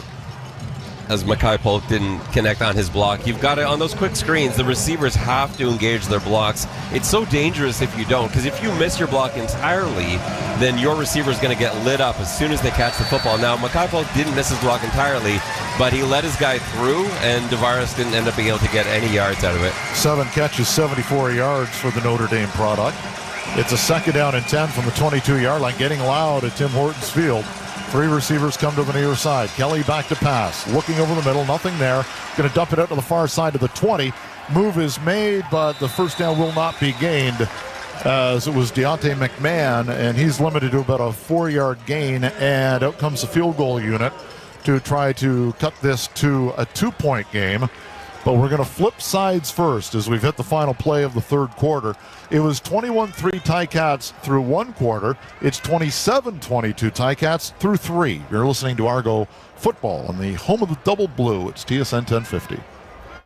In football and in life, the right coverage can make all the difference. For more than 65 years, Securian Canada has been helping Canadians build secure tomorrows. This is where projects come to life. Our showrooms are designed to inspire with the latest products from top brands, curated in an inviting, hands-on environment, and a team of industry experts to support your project. We'll be there to make sure everything goes as planned, from product selection to delivery coordination. At Ferguson Bath, Kitchen and Lighting Gallery, your project is our priority. Discover great brands like Signature Kitchen Suite at your local Ferguson showroom. American Ninja Warrior is back. Yes! New ninjas. Oh my goodness! New obstacles. Here we go. New episodes. Everything you got. A new American Ninja Warrior. Monday, 8/9 Mountain on CTV. And adding more lanes to reduce gridlock on some of North America's busiest routes to keep you and our economy moving forward. Also, you can get around faster, safer, easier. See what we're building in your community at ontario.ca/builds. Paid for by the Government of Ontario. Mega Tank. You can't print money, but with a Canon Megatank printer, you can save money on print. Canon Megatank refillable printers come with ink equivalent to 30 conventional ink cartridge sets. That's over $2,000 in ink savings. So if you're tired of changing ink cartridges, why not change your printer? Trust Canada's #1 printer brand, Canon, and don't think about ink for a long, long time. Canon Megatank printers available at Best Buy, Amazon, and Staples. Emily, we have so much to get done. We need our windows cleaned. Windows. Our yard cleaned. Yard. Our barbecue cleaned. And barbecue. Booked! It'll all be done this afternoon. This afternoon? How? I jiffied it. Jiffy is the fastest and easiest way to get things done around the house. The most reliable pros booked in seconds. It's that simple. Just download the Jiffy app or sign up at jiffyondemand.com. Use code SPORTS for $25 off your first job. Jiffy, Canada's #1 home maintenance app. Hey, it's Brian Hayes. My favorite part of this job is getting introduced to awesome services and being able to share them with you. Jiffy has changed the game in home maintenance. I use them for everything from plumbing emergencies to large painting jobs and seasonal work like window cleaning. So let me tell you about my latest amazing experience with Jiffy. I had a handyman, Matt, come over to tackle my long list. He fixed 2 cabinets that were loose, hung a few family pictures, redid the caulking in my shower. Jiffy seriously makes everything simple. He had all the supplies he needed on hand and wasted no time. I'm telling you, it's always easy and fast with Jiffy. That's got to be why Jiffy is Canada's #1 home maintenance app. I've been talking about Jiffy long enough. It's time you download the Jiffy app or sign up at jiffyondemand.com with the promo code SPORTS for $25 off your first job. Jiffy, Canada's #1 home maintenance app. TSN 1050. Listen anywhere. Stream your favorite shows in your car. Available on Apple CarPlay via the iHeartRadio app. TSN 1050. Everywhere you want it. 3 quarters in the books, 27-22. Hamilton with the lead. Liram Hairolahu comes out to attempt his 4th field goal of the day. It'll be from 25 yards out as the Argos move into the win from right to left here in quarter number 4. Snap good, hold good. Hairolahu up. Got it. So for the second week in a row, Hairolahu has his 4th field goal of the game. And the Argos cut into the lead a little bit more. It's 27-25.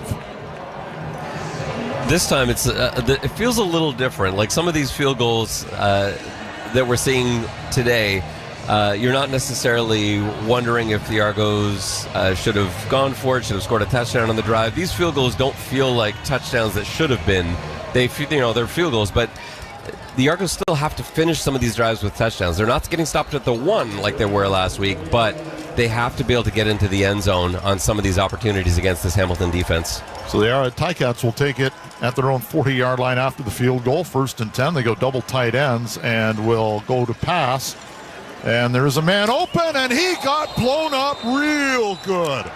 Mitchell hung the fullback, James Tuck, out to drive, and Tarvaris McFadden told Tuck, it's tea time. He did. I couldn't believe that pass. It was so long. And Tarvaris McFadden, I watched him come in from about 20 yards away at full speed. That's just not fair to put your receiver Tuck out to dry like that. You can't put your receiver in a position to take that kind of hit. That's more like tee off time, as he teed off on the receiver. 2nd and 10 from their own 40. 4 receivers go out to the left with the ball on the right hash mark. Argos send 5. Mitchell back to pass, under pressure, down he goes. He's back. The ball is down at the 34-yard line. And it was Parrish who got him. The rookie out of Houston, Derek Parrish, with the sack. And the Argos are going to get the ball back with a chance to take the lead. Parrish had a great burst on that play. He was lined up with the right tackle, Murray, and Murray just could not keep up with him with his kick slide as he started going backwards. Parrish got around the edge almost immediately, and I don't think Bo Levi Mitchell was expecting it. He's lucky he hung onto the football. So now punting with the wind will be Texas A&M's Nick Constantinu. It's a spiral, but it's still going to bring up Janarian Grant to the 35-yard line. Juggles it at the numbers to the 40-yard line. Spinorama to get off a tackle and pushed out of bounds at the 45-yard line. And that's where the Argos will take over, trailing by 2 with 13 and a half minutes left in the fourth quarter. It's Argo football on TSN 1050. The key to getting the most money when you sell your property is to making sure you reach the ideal buyer. The ideal buyer is the one that loves your home the most. As you know, Franklin Associates are the number. Running a business comes with challenges, but what if it could be different? Imagine an HR partner who gets it. Insperity helps turn HR compliance headaches into peace of mind and elevates employee benefits to what they should be, a talent magnet. It's time to revolutionize your HR strategy and accelerate your business growth. Visit Insperity.com to see what's possible with the right partner by your side, because how you HR matters. Number 1 RE/MAX team in Toronto and the GTA, and one of the top RE/MAX teams in the world. Did you know that Frank Leon Associates work all over Ontario, reaching millions of potential buyers every week with their multi-million-dollar marketing system? That is why they are able to offer the guarantee that if they don't sell it, they will buy it themselves. No home is too big or too small. Frank Leon Associates treat everyone's home as their castle. You need an experienced and effective agent with the best marketing strategy who can expose your home to the most buyers and negotiate the most money possible. If you want to get the most money for your property, you have to contact the only team that I trust and recommend. That's Frank Leon Associates, and call them at 416-917-5466. That's 416-917-LION, or go online to getleo.com. That's getleo.com, and start packing with confidence. Argos trail by 2. They've got the ball at their own 45-yard line.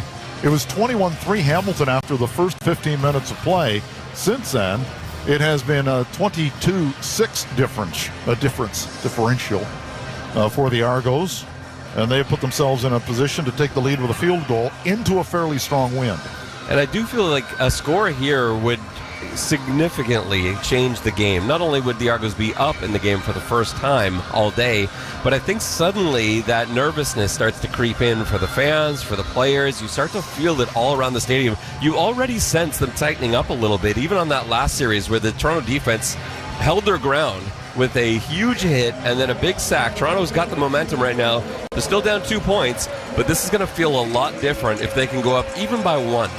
How big is the 2-point conversion miss, where it was originally ruled a 2-point conversion for the Argos, but it was correctly overturned as Kelly was about 6 inches shy of the goal line. Kelly will take the snap and roll out to his right. Looking to the far side, he's got Unger at the 51-yard line for a gain of 14 as the Argos move into Hamilton territory.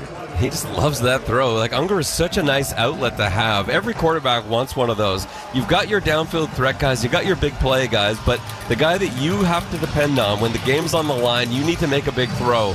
For Chad Kelly, he can always find Unger on the sideline. Chad Kelly now over 300 yards passing on the day. He's at 302, 21 of 26. Ball at the 51-yard line of the Ticats, right hash mark. 3 receivers come to the near side, 2 up top. High snap. Kelly pulls it down. has a man on the far side. It's going to be good for close to first down and finally first down yardage as Kevin Mittal makes the catch. He's second of the night. First one was a circus catch. That was Rob Braun to take it for about 10 yards. That was a really nice block on the outside by DeMonte Coxey, who sealed his defender inside, and that's what opened up the outside for Mittal. I just want to keep an eye on Peter Nicastro on those snaps. That's the third one in the last 4 or 5 snaps that has looked a little shaky. There was one that bounced to Kelly, and then one that went wide. That one went really high, and Chad did very well to get a hold of that.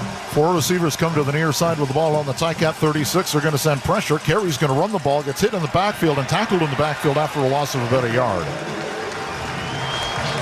Yeah, I saw great penetration from Hamilton off the snap, and that was Dwayne Hendricks, a guy we're very familiar with. He had a huge game against the Argos last time these two teams met, and he was in the backfield immediately on that, just snuck through the offensive line. Dwayne Hendricks, though, on the season, 6 tackles and 2 sacks. I think almost all of them have come against Toronto, if not all. Like he's been such a different player, and the Ticats must wonder, like, where's this guy all year? Every time they play against Toronto, he looks great. From the 42-yard or the 37-yard line, it's a second down and 11, and Kelly's going to run a quarterback draw, and it's going to get blown up real good, and it's going to set up a 42-yard field goal attempt, which is not a given into this wind, which we have seen knock down field goal attempts like there's cellophane across the uprights.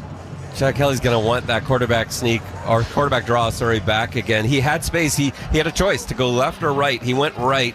Left was wide open. He's going to see that when he comes to the sideline. This would have been at least a closer field goal, if not a first down for the Argos. Hairolahu from 42. It's a kick into the wind from the middle of the field. Tim White is in the end zone.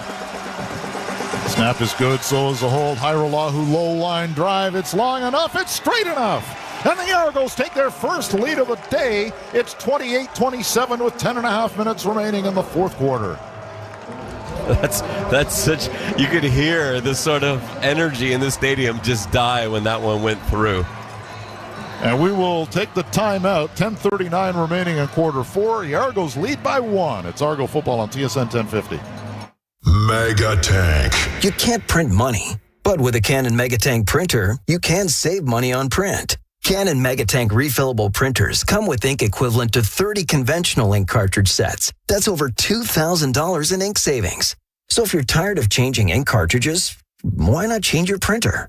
Trust Canada's #1 printer brand, Canon, and don't think about ink for a long, long time. Canon Megatank printers available at Staples, Best Buy, and Walmart. 1050 listeners, get ready for MLB action with FanDuel. This season, FanDuel brings live MLB in-app streaming so you can watch and bet from the same place. Add no-run first inning to your same-game parlays or bet on first inning action with our exclusive 3-up, 3-down. Download FanDuel and get more from an app that's safe, secure, and easy to use. Please play responsibly, 18 plus and physically located in Ontario. Gambling problem? Call 1-866-531-2600 or visit connexontario.ca. What's this? An Argo lead. Just like last week, they took their first lead on the last play of the game. They have done so here with 10:39 remaining in the fourth quarter. It's 28-27 as Hairolahu now has 5 field goals today. Yeah, this game has changed a lot. Toronto didn't come out with energy. They also had a couple bad breaks early on. The Ticats with huge plays, Toronto with a couple busts. Hamilton took advantage of it, and this one looked to be not out of hand because it was so early in the game, but you knew Toronto was going to have to do a lot of work. And they've come back. They've all 3 phases. You've had Liram Hairolahu with field goal after field goal. The defense has finally stepped up, and Hamilton's had trouble scoring in the second half, and Toronto's offense has been able to generate at least enough first downs for field goals. You'd like to see them finish one off with a touchdown here. From the 40-yard line, their own, Ticats moving from left to right. They'll put the ball on the left hash mark. 3 receivers will start on the near side. Keandre Smith will now go in motion from right to left. And it will be play action. Mitchell rolling, throws over the middle. It's incomplete. He was looking for Dunbar, and the coverage provided by Mauger on that one. It'll be 2nd and 10 from their own 40. Nice coverage from Mauger, but Robbie Smith's, I guess, I don't know what to say, recovery maybe made that play possible. He actually blew contain initially. He was going after the running back. Bo Levi Mitchell rolled to his right. Smith realized he'd made an error and accelerated full speed and rushed that throw as Mitchell was trying to get that one across his body. Mitchell, I think, just changed the play at the line of scrimmage. It's 2nd and 10 from their own 40. He's got 2 receivers to the near side, and back goes Mitchell, looking, under pressure, rolling to the left. He's going to put down and run. He'll get to the 45. He'll get the first down to the 52-yard line. Was there a flag? The Argos say that the receiver was about 4 yards offside, and they're not going to get their wish. No, and he was. But we saw this earlier. Toronto had a receiver offside on a big play. It looked like the same thing. I was looking down on the field for a flag. He was at least 3 yards offside, but the same thing happened to the Argos. They didn't get a flag for it. Hamilton not getting a flag for it this time. It's a holiday. They're being lax. I guess so. It was right in front of the Argo bench, though. They were not thrilled with it. Double tights. First down from their own 51-yard line. Back to passes Mitchell. Goes out into the far flat. It is caught on a dive. Are they going to rule it a catch? Yes, they are, as diving for it was Shamar Bridges, and it will end up being a 2-yard gain as Mitchell just missed him. This is the time now to get the Tiger Cats off the field. Toronto's defense, 2nd and 8. It's a situation you like. I would love to see them dial up a blitz. They've got to be aware, because Bo Levi Mitchell, if it's 0, he'll take a shot. I don't know if I'd run 0. I wouldn't mind having a safety back there, but it looks like Toronto's going to walk just about everybody up to the sticks here. 2nd down and 8 from their own 53-yard line. 4 receivers to the near side. The receiver looked offside again, and that's a one-hopper to the intended receiver. Are they going to call that a catch? No, they're going to overturn it eventually. So it'll be a 3rd down and 8. They're out of field goal range, so the Argos are going to get the ball back, leading by a point with 8:46 left. I like that aggressive look. It wasn't aggressive in terms of sending pressure. They only rushed 4, but they had 8 defenders standing at the sticks, 8 yards downfield. So 8 guys spread across that first down marker, knowing that Hamilton was probably going to try something quick, and they did. That time there was enough pressure not to be able to allow that catch. Constantino is going to look in the middle of the field with a drop kick almost. It's going to hit at the 15 and go out of bounds, and into the end zone rather, and will go out of bounds. So the Argos will get another point, and the Ticats will tie it up at 28, but the Argos will get field position with 8.5 minutes left in the 4th quarter, and we will take another timeout. You're listening to Argo Football on TSN 1050. You're listening to Toronto Argonauts football, brought to you by Securian Canada, the official life insurance partner of the CFL. Securian Canada, insurance designed for life. Crave is the exclusive home of groundbreaking HBO originals. Streets are talking again. They know there's only one man big enough to run this city. Including The Penguin, the next chapter in the Batman saga. The world ain't set up for the honest man to succeed. Starring Academy Award nominee Colin Farrell. I'm gonna tear down the empire from the inside out. The Penguin, an HBO original limited series. Stream September 19th, only on Crave. Trust me, it's just the beginning. Subscribe now at crave.ca.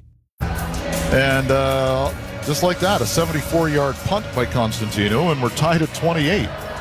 He wasn't going for the rouge on that, but it works out well on the scoreboard. But I think Toronto is happy to start with the ball on their own 40-yard line. Hamilton was definitely trying to pin the Argos deep, and it was a beautiful punt. The strategy was great. It looked like it was going to the left.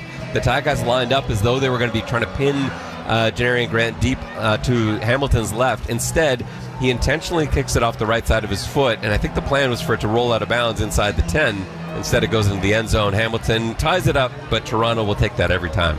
First point of the second half for the Ticats, who led 27-15 at the break. It's 13-1 Argos in half number 2. And they've got the ball at their own 40-yard line. Chad Kelly leads them out, 22 of 27 for 317 yards, a touchdown and a pick. And the pick was questionable. It was way back in the first drive of the game, but I haven't forgotten about it yet. That was one I would love a better explanation for. Ball at the 40-yard line. It's a 1st and 10. 3 receivers up top. They hit to the near side to Coatsy to the 45-yard line. He'll get halfway to the first down. They'll give him 5 and a bit. And another Ticat injured? No, he's getting up. It's Jamal Peters. Who has had a hamstring problem, and he's limping. Yeah, he wasn't able to practice earlier in the week, but was able to go, obviously, for today. I love that play in terms of setting up a double move. Just to try and draw a corner in like that, you run that 5-yard hook and look later in the game for something over top off of that fake. A guy who's been favoring his hamstring all week, and he's limping. Let's see if they take a shot. 2nd down, and we'll call it 4. They come to the near side, and Peters just made a hell of a play. The ball was caught by Unger at the line of scrimmage, and Peters was able to get off a block and make the tackle. No problem on that one with his leg, and the Argos are forced to punt. Yeah, it was an amazing play. DeVaris Daniels got to make that block. He's left one-on-one. The only guy out there that was able to make that play was Peters. Chad Kelly got it there in a hurry, but Daniels just wasn't able to get enough of his body on Jamal Peters. We know how difficult. He's a really big corner. He's not typical corner size, and he plays so physically. So into the wind, we'll see what John Haggerty can do. It's a spiral to start, and then it wobbles, and it will be taken by Tim White back at the 33-yard line. No yards call being made, which is surprising. Very surprising. And the crowd is also not very happy with that. So the Ticats will take over with 6:55 remaining. It's 28-28 here in the fourth quarter.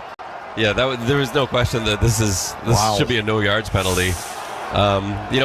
We've seen it's questionable calls go both ways. Challenge. Oh, yeah, I would for sure. I don't think you can argue this. Scott Milanovic comes out and throws it. At the end of this game, Scott Milanovic and Ryan Dinwiddie may have something in common. 43 wins as Argo head coaches. Hamilton is challenging the ruling on the last play. They believe there should have been a no-yards penalty. The play will be reviewed. So Milanovic in 5th place by himself right now on the coaching list. If you're wondering, Bob Obilovich, Michael Clemens, Leo Cahill, and Don Matthews are ahead of them. So an opportunity for Ryan Dinwiddie in just his 4th season to move into 5th place all time. That's what's so amazing. This is not like the Toronto Raptors or something that have just been around for a few decades. The Toronto Argonauts are an old football club, and for you in that short period of time to see Ryan Dinwiddie put up those numbers, but it's been season after season. They've won the East in all 3 of Coach Dinwiddie's seasons, and the 4th, obviously they're not in the same position that they were last year where they were running away with things, but they're still putting together a really nice season, and without their starting quarterback for the most part. Where it stands, the ball right now is at the Argo 33-yard line. We expect it to move up 15 as we wait for Ben Major to give the Argos what we assume is bad news. I'll be shocked for the second time today. For the review, the ruling on the field is overturned. We do have no yards. Toronto number 34. I know officiating is tough at the best of times, but I don't know how you miss one like that. It was a couple of yards. It wasn't close, and I don't know. It's tough sometimes when the ball's not caught right on a yard marker, but yeah, that was strange. Tight end to the left side, so they'll mark it at the 41-yard line. Their own as the Ticats moving with the wind from left to right. 28-28, 6.5 minutes remaining here in the fourth quarter. Argos in a 40 front, and it's a play action over the middle. Man wide open, and Keandre Smith can't hang on to it. Mitchell had him, and he is disgusted with himself. So is Smith for not catching it, but he had him on a seam route. It's incomplete at 2nd and 10. Yeah, they have to connect on that. Bo Levi Mitchell knew the coverage. He knew what he was going to see because, again, he tried to get the Hamilton Ticats to the line quickly so he could see the play. He's going to do it again on this snap, too. He loves being able to see that coverage so that he knows where he's going pre-snap with the football. That time, that should have been a big completion for Hamilton. 3 receivers to either side. The running back, Bell, is wide to the right side.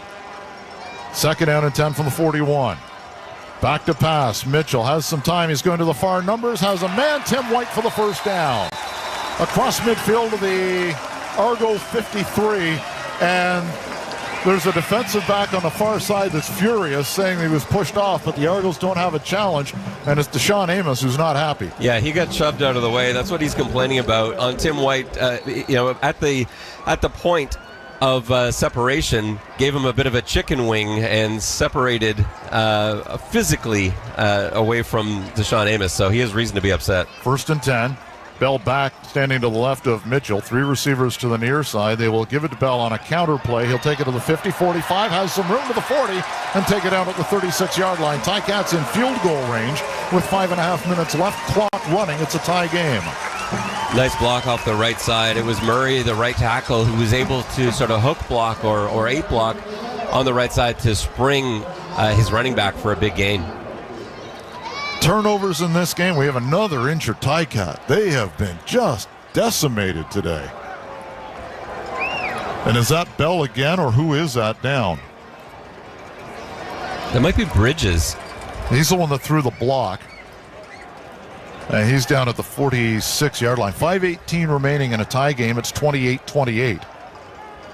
Argos are 3 points behind Ottawa and need this win badly. They play the Red Blacks next week. It could be for an opportunity to move into second place. I was going to say that one of the big problems the Ticats have had is the turnovers. They're -10 on the season. They're +1 today. The Argos have not dialed up a turnover today. Boy, would this be a good time to pick one up. Yeah, this would be a huge time to pick one up. There's still a lot of time left in this game at the 5-minute mark here, but we know how difficult it has been for teams going into the win today to score points. And, 3 of Toronto's points that they do have going into the win came after a long drive that all occurred going with the win. So, they would love to keep Hamilton off the scoreboard here, but they have to limit the Tiger Cats to 3, if nothing else. Ball at the 35-yard line, right hash mark. Argos defending the goal to our right. They're in their light blue unis today. Light blue jerseys, helmets, dark blue pants, and socks. Ticats in black jerseys and black helmets with gold pants. From the 35-yard line, first down, running play, same play, and it's going to work again for about 6 yards as Greg Bell gets the carry once more. He stepped through a tackle from Jonathan Jones. It looked like Jones had him dead in the backfield. And as he went to wrap up Bell's legs, Bell somehow sprung free from that, was able to get a pretty nice gain out of it. That really should have been stopped behind the line of scrimmage. 8 carries, 71 yards for Bell. And he will stand to the right of Bo Levi Mitchell, who looks to his left, sees a couple of receivers, looks to his right, sees a couple of receivers, as they've got a tight end, or 2 in rather. And it will be dumped off into the flat to the fullback. And down to the 20-yard line for first down yardage is Javoni Robinson. So it's going to be a first down for the Ticats at the Argo 20 with 4:12 remaining. And yes, holding them to a field goal would be rather large at this stage. Yeah, that was another missed tackle from Toronto as well. The officials are getting together here. I'm not sure what they're talking about. I didn't see anything unusual on that play. But they're asking for time to stop. And they're in the middle of the Tiger Cats huddle at the moment, having their own huddle. Ben Major, I hope, will let us know.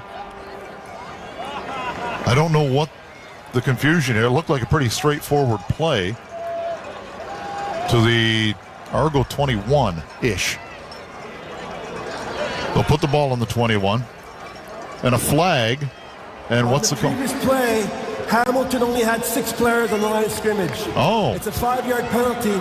We'll repeat second down. Wow, that's big because it takes away the first down. It was a first down at the 21-yard line. So now it'll be second down and less than 10.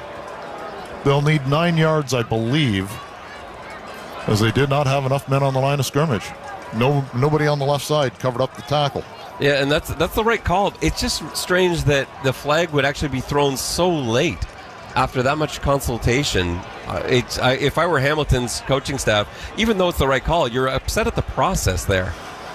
So they have to reset the clock. They have to reset the down, and it'll move back to the 34-yard line. It's a second down and 9. They're still in field goal range, who would make it a little more interesting. And if the Argos can get some pressure on Bo Levi Mitchell, boy, would a sack be big right now. Yeah, but he's a veteran quarterback. I don't think he's going to let that happen, but you'd like to see pressure nevertheless. Argos sent pressure, and they just moved. And they're pointing at the left tackle. The left tackle is pointing at the Argos, who brought pressure from depth, who went into the neutral zone. So there are 2 things that happen here. So the left tackle definitely moved, but I think he moved before Toronto actually crossed over. So Toronto was going to be offside, but I actually think the left tackle moved early before the Toronto blitzer got to the line of scrimmage. This is going to be a big call. He saw a bullet coming from depth. Procedure. Yeah. Yep. Hamilton in the 53. The 5-yard penalty. It's going to be second down. Yeah, that's the right call. So now it's second and 14. And it would be a 46-yard field goal attempt right now. Still makeable. Well, with the wind, it's easily makeable, but it just makes it a little more difficult. Yeah, the goalposts look a little closer together from that distance. And instead of looking for a first down here, you're now looking to just get some yardage and move it into better field goal range, I think, if you're Hamilton. Ball on the right hash mark. Back to pass is Mitchell. Going to step up in the pocket. Down he goes! Flew a rim down.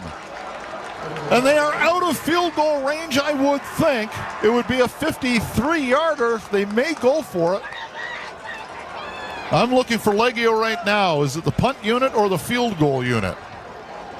Because you have Janarian Grant in the end zone, and it's going to be the punter, Nick Constantinou, coming out with Mark Leggio, the field goal kicker, for a 55-yard field goal attempt with 2:57 remaining. Janarian Grant back in the end zone.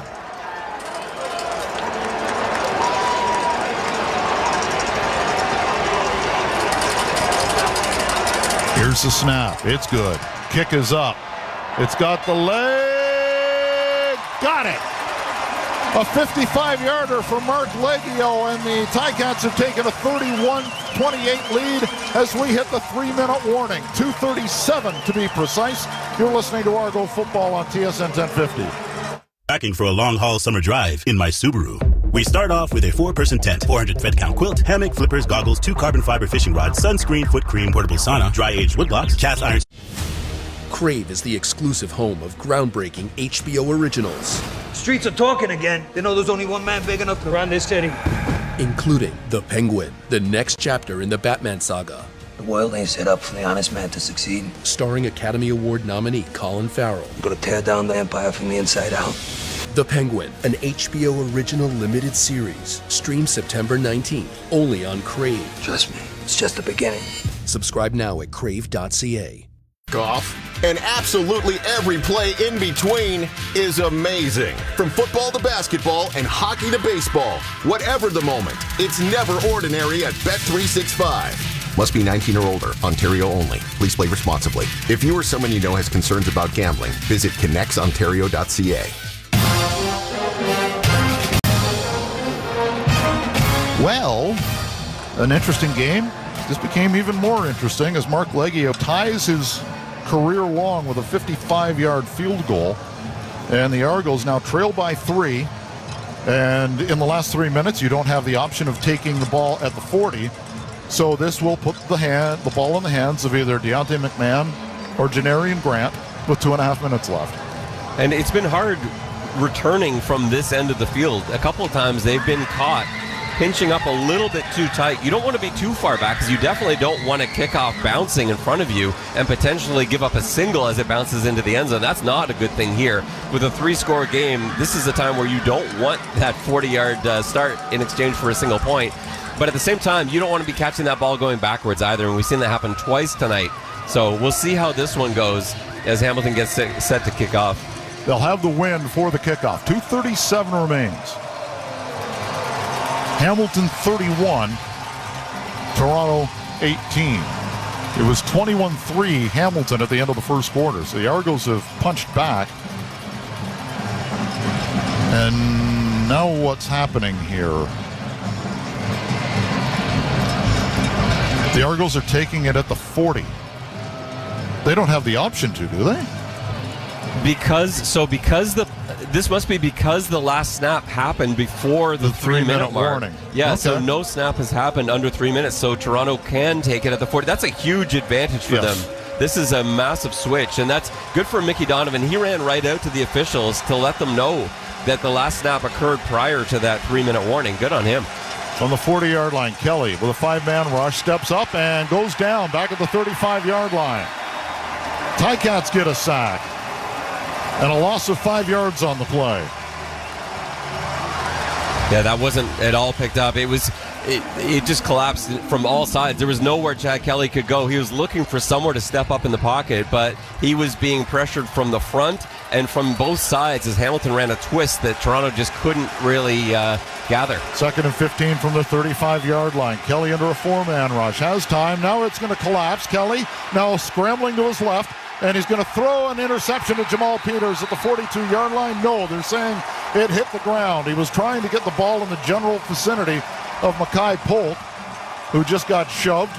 And Chris Jones, the not the defensive coordinator, whatever his title is, senior advisor, he is trying to get his players off the field.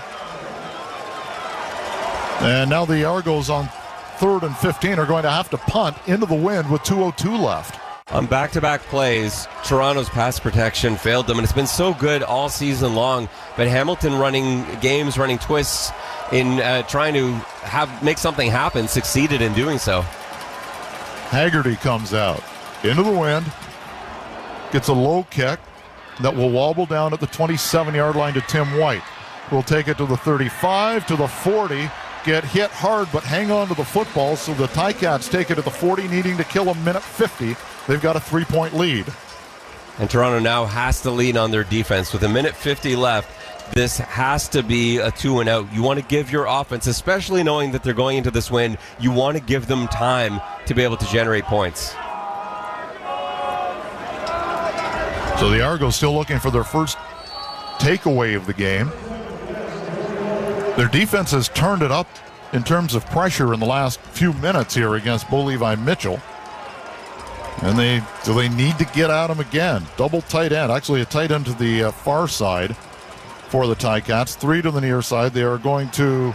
Actually, it wasn't Bo Levi Mitchell. It was the third-string quarterback in, Talia Tungo-Viola. And he will gain about 8 yards. We have a timeout, Hamilton. So Hamilton's going to call timeout, which is curious. Timeout, Toronto. That makes more sense. Okay, that makes more sense. The Argos use their final timeout. I want to see better response to what you know is going to be a run play. When you see that you've got a backup quarterback in the game who's known for running the football, who ran the football for a touchdown earlier, you have to expect that that's what's coming, and Toronto seemed caught off guard by it. And he's going to stay in. The brother of the Miami Dolphins quarterback. He's out of the University of Maryland. They need 3 yards on second down. And they'll go ground game to the running back, and Bell will spin his way forward and get the first down to midfield, across midfield to the Argo 54 with a minute 38 left. And the Ticats looking pretty good right now. The presence of Tunga-Vailoa is what made the difference there, because Toronto rushed from the outside. They were blitzing from both sides, and Bell gets the carry up the middle. That's where Toronto was at their weakest, and Bell was able to muscle forward and get the first down. Ball will be placed at the 54-yard line. Clock moving with a minute 32 left. And there are 12 seconds left on the 20-second clock. Ticats in double tight end formation. Tungo-Vailoa is in there. Antti Litre, the fullback, is the only back in the backfield, and he'll take it for about 1 yard, maybe 2, to the 53 or the 52, depending on where they place this. With a minute 14 left, it's second and long. This is the play here for the Argos coming up. Second and about 8 yards. They need a stop. You wonder if Hamilton would have a decision to make if they were able to gain about 5 yards here, but Toronto doesn't even want them thinking about that. They want to stop this in the backfield. They're looking for, Bo Levi Mitchell's back in the game now, so that does open up the pass possibility. Do you go to the air if you're Hamilton? They do have Greg Bell standing to Mitchell's right. He'll now bleed out, so they empty the backfield. Mitchell back to pass. He's going to go long, down the numbers, and it is caught at the 10-yard line. And that's going to do it, one would assume, with 48 seconds left, and the Argos without a timeout. They roll the dice and come up with a 7, or in this case, I believe a 12 in Tim White.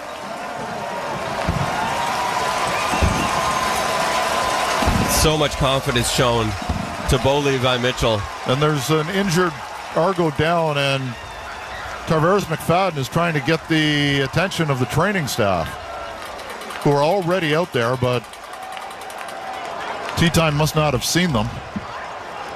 And that's Deshaun Amos, who was laying face down.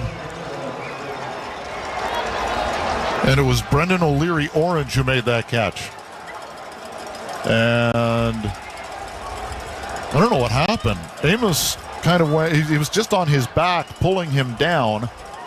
And the Argo players, there's a few of them gathered around, taking a knee around Deshaun Amos. Yeah, Deshaun Amos was in coverage on O'Leary-Orange down the sideline. That just a deep ball where Bo Levi Mitchell saw that he had man coverage and he was going to take a shot, trusted his receiver to make a play, but all that you can think about right now is just hoping that Deshaun Amos is okay, because he went down as part of that play and hasn't moved since. And immediately you had Argos players waving to the training staff to get over to Amos. So he makes the catch. Amos brought his right arm around, and I don't see anything that looks out of the norm. So I don't know what happened to him. He didn't hit his head on the turf. He was basically like a shadow right behind O'Leary Orange on his back. O'Leary Orange fell on the ground with Amos on him. And then didn't get up. I think it's left shoulder is what it looks like, just from the way he fell. And it's the one thing that we can't really see, and I think that's just by process of elimination based on the type of play that was. I would expect this to be a left shoulder injury. I don't know, but we'll have to wait and see on this. He's still down on the field with the medical staff.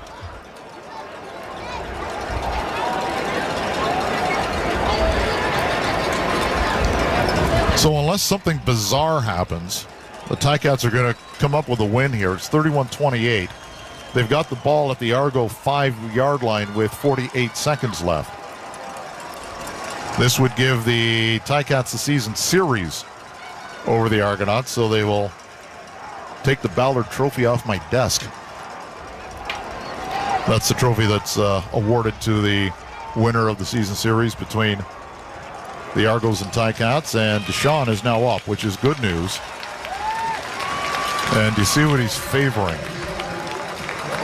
They've already got his arm in a splint. Yeah.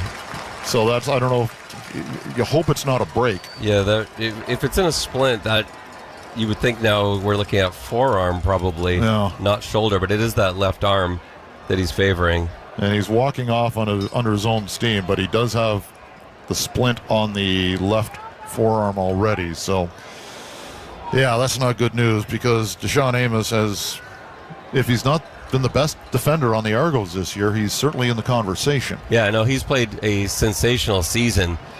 He got caught out of position a few times today, and I know he probably was looking to make a big play and make up for some earlier mistakes and some earlier gaps. It just couldn't quite get there. It was a perfect throw from Bo Levi Mitchell and a sensational catch. Amos was in coverage. He was right there, step for step with him, out on an island, and just got put in the perfect spot.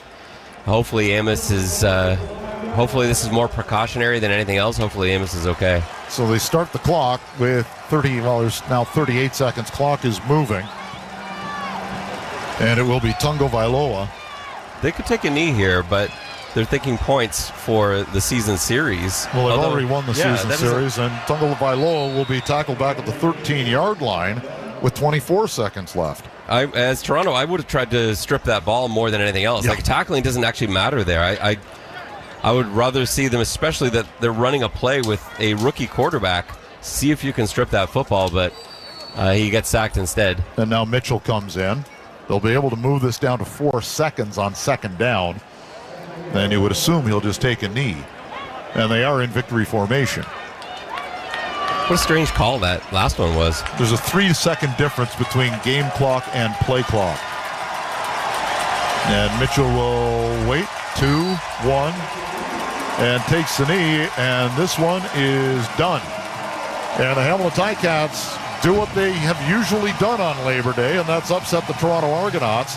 Just their 3rd win of the season, and 2 of them are against the Argos. Yeah, they have the Argos number this year, and both have been the result. This one looked really similar to the last game. It was late starts. Toronto just couldn't get out of their own way early. Last game, when Hamilton beat Toronto, it was because of mental mistakes, physical mistakes, and they got behind early, just ran out of time trying to come back. Very similar in this one. They were right in it. They had the lead briefly, but they had the lead in the 4th quarter and were unable to hang on to it. Just too much damage done early. You can't find yourself down 21-3 and then be upset at the end of the day that you ran out of time. Well, exactly. They, 20-10 in the 3 quarters they won, but that doesn't matter when you're down 21-3, as mentioned, after the first 15. And you go back to a couple of plays early, the controversial interception, the Argos challenged, saying there was a push-off when there was. So, I mean, I'm not trying to play homer here, but I'm genuinely curious why that wasn't called. It would have given the Argos first down in Hamilton territory. Instead, Hamilton takes the ball, and one play later, it's a 57-yard touchdown, which completely changes the flow of the game, the momentum of the game early, when the Argos wanted to come in here and shut up the Ticat fans, and that did anything but. And then the Chad Kelly two-point conversion attempt where he was originally ruled in. They got the call right on this one where he did not get into the end zone. But, 6 inches that way, and now all of a sudden it's a bit of a different game all the way through. You're not chasing points, and it's like they say, a football game comes down to 4 or 5 plays, and unfortunately, that one early on the pass interference call is going to be one that's going to be talked about. And I hope Brian Dinwiddie doesn't get fined after the game, because if he's asked about it, he may speak his mind. Yeah, undoubtedly he'll be upset. It puts you in such a tough position when you have to challenge that early, and he felt 100% confident with that. He threw the flag before the play was even over. He knew that was, he saw it right in front of him. It was in front of his face, about 3 yards from him, where that illegal contact took place. And so I don't think there was any way he thought he was losing that challenge, but he did, and then that put him in a tough spot because he's missing a timeout, and certainly they would have liked another timeout at the end of that game, but he was also in a situation where now he couldn't challenge anything else for the rest of the game. So you don't want to be up against it like that, and of course the momentum shift, everything else, everything went Hamilton's way in the first quarter, and you have to give it to the Tiger Cats, that call on the coin flip that we thought was a strange one, to take the ball and the wind in the first quarter. It worked out really well for them because they built up that 21-3 lead with those conditions. And the Argos had to play chase. When they finally caught them, they were going into the wind in the fourth quarter, and it turns out to be a 74-yard punt single that tied it, and then a 55-yard field goal from Mark Leggio, matching his career high, that turns out to be the difference in this game as the Ticats win 31-28. Some numbers at the end of this one. The Argos tightened up after Bo Levi Mitchell had 250-some yards passing in the first half. He ends up with 347, a couple of touchdowns both in that first quarter on 20 of 30 passing. Chad Kelly, 24 of 30, 322 yards, the exact same number of yards he had in the opener, and had one touchdown and the rather controversial interception on the non-pass interference call in the opening quarter. Let's see, Kadeem Carey, 12 carries, 78 yards. So 78 yards rushing for Carey, 78 yards rushing for Bell. So they were both effective, if not overly standout in this game. Both had moments. Tavares Daniels, your guy, 7 catches for 74 yards and a touchdown. But Tim White, who had over 100 yards catching in the opening quarter, ends up with 180 yards, 2 touchdowns, 70-yard long. The touchdowns coming from 70 and 57 yards. So, they did an okay job on him afterwards, but, you can't give up those bombs early and find yourself behind in the game. Quincy Mauger, 7 tackles and had a sack in this game. Hawley had a sack. Ribalade had a sack. Parrish had a sack. But 4 sacks was not enough as the Argonauts, for a rare time this year, I don't know if it's their first time or not, but they did not force a turnover in this game. So the Ticats, who have been snake bitten by that all year, won the turnover battle and end up winning the game 31-28. I think you look back at this and you sort of say, well, where, in terms of the pie of blame, where you want to kind of focus on where the game was lost. I think you do have to look to the Argos defense, and it's one of the first times all season that we've done that on a loss, because the Argos defense has been sensational all year. They were responsible single-handedly for some of the wins in the early stages of the season for Toronto. But you look at the usual suspects here, you'd say, well, who are we not going to let beat us today? And I think you would start with Tim White, and you'd say Bo Levi Mitchell. Those are the guys we have to neutralize. And Tim White with that huge game you talked about, 180 yards, 2 touchdowns. Bo Levi Mitchell, 347. And then the Argos defense, which has been so good at stopping the run, you just depended on them every week. They will take out that starting running back for the opposing team. And Greg Bell, 9 carries for 78 yards. Those are huge numbers on 9 carries. That's a really nice day for Bell. And he was also able to contribute 40 yards through the air. So you let their starting running back come away with 120 yards, and you have 180 yards for Tim White. That's got to be on the defense there. And so it is a team game. There's certainly blame to go all around, but unfortunately the Argos defense, on a day where they really needed them, wasn't quite there. The Argos defense this year was allowing 71 yards on average per game. Today, the Ticats said enough of that, 142, so literally double the average game against the Argos. So that was not a good result for the Argonauts today. One gets away. They had the opportunity to move within a point of Ottawa, whom they play on Saturday in the nation's capital. Instead, they have to win the game just to get within a point. And there's some things to clean up. You can usually, as you say, it's been the defense that's carried the load and special teams this year. The offense was not horrible today. They put up 28 points. You see they now have a puncher's chance if they get behind. They are a little bit more... they're built a little bit more to play from behind where they weren't before, because they're not afraid to stretch the field with 12 at quarterback. So, some positives, but more negatives than positives when you give up 31 points to Hamilton. Yeah, that's it. You can't. These are games that, at the end of the season, regardless of where they finish in the standings, you're hoping that you don't look back and it's the case of one game being the difference maker. But if it is, they're certainly going to look at both this game and the earlier loss to the Tiger Cats. Toronto doesn't have a lot of losses on the season, but to have two of them come to the team that seemingly can't beat anybody else is an unfortunate spot to find yourselves in. The Ticats do indeed have 3 wins this year, and 2 of them are here on this field against the Toronto Argonauts. So that's going to do it as we send it home. Again, the next game for the Argonauts, Saturday, September 7th, this coming Saturday in Ottawa. Next home game is Friday, September 20th, as the Argos will try to exact some revenge on this team in black and gold. The Ticats in town. Tickets already moving well for that game. We hope to see you down there. 7 o'clock kickoff on the Friday night, September 20th, against the Ticats. So that will do it for our color commentator, Mr.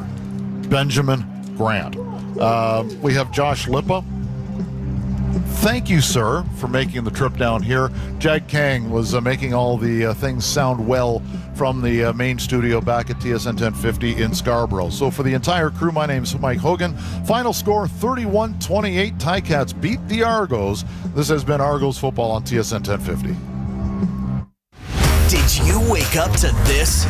Sam Bennett, Stanley Cup champion, our guest. You weren't necessarily a fan favorite after Game 2 a couple of years ago against the Leafs in the second round. But if he ever became a Maple Leaf, don't you think the fans would love a player like Sam? That's what I'm talking about. There'd be a parade if Sam Bennett became a Maple Leaf. It'd be a glorious moment in the franchise's history, and I'm not kidding at all. Who knows? Maybe in the future, the homecoming could I think he does need a new contract. Yeah. You never know. No, it is funny though, because I actually, since I'm here all summer, I walk by, fans see me all the time, and they actually always have something to say, they hate me, but they always end with, I want you to be a Leaf one day. So, yeah, it's the best compliment. Hate you, but I still love you. I do get a lot when I'm in Toronto, for sure. First up with Korolnik and Koliakovo. Weekday mornings from 6 till 10 on TSN 1050. If you ain't first, you're last. In football and in life, the right coverage can make all the difference. For more than 65 years, Securian Canada has... American Ninja Warrior is back.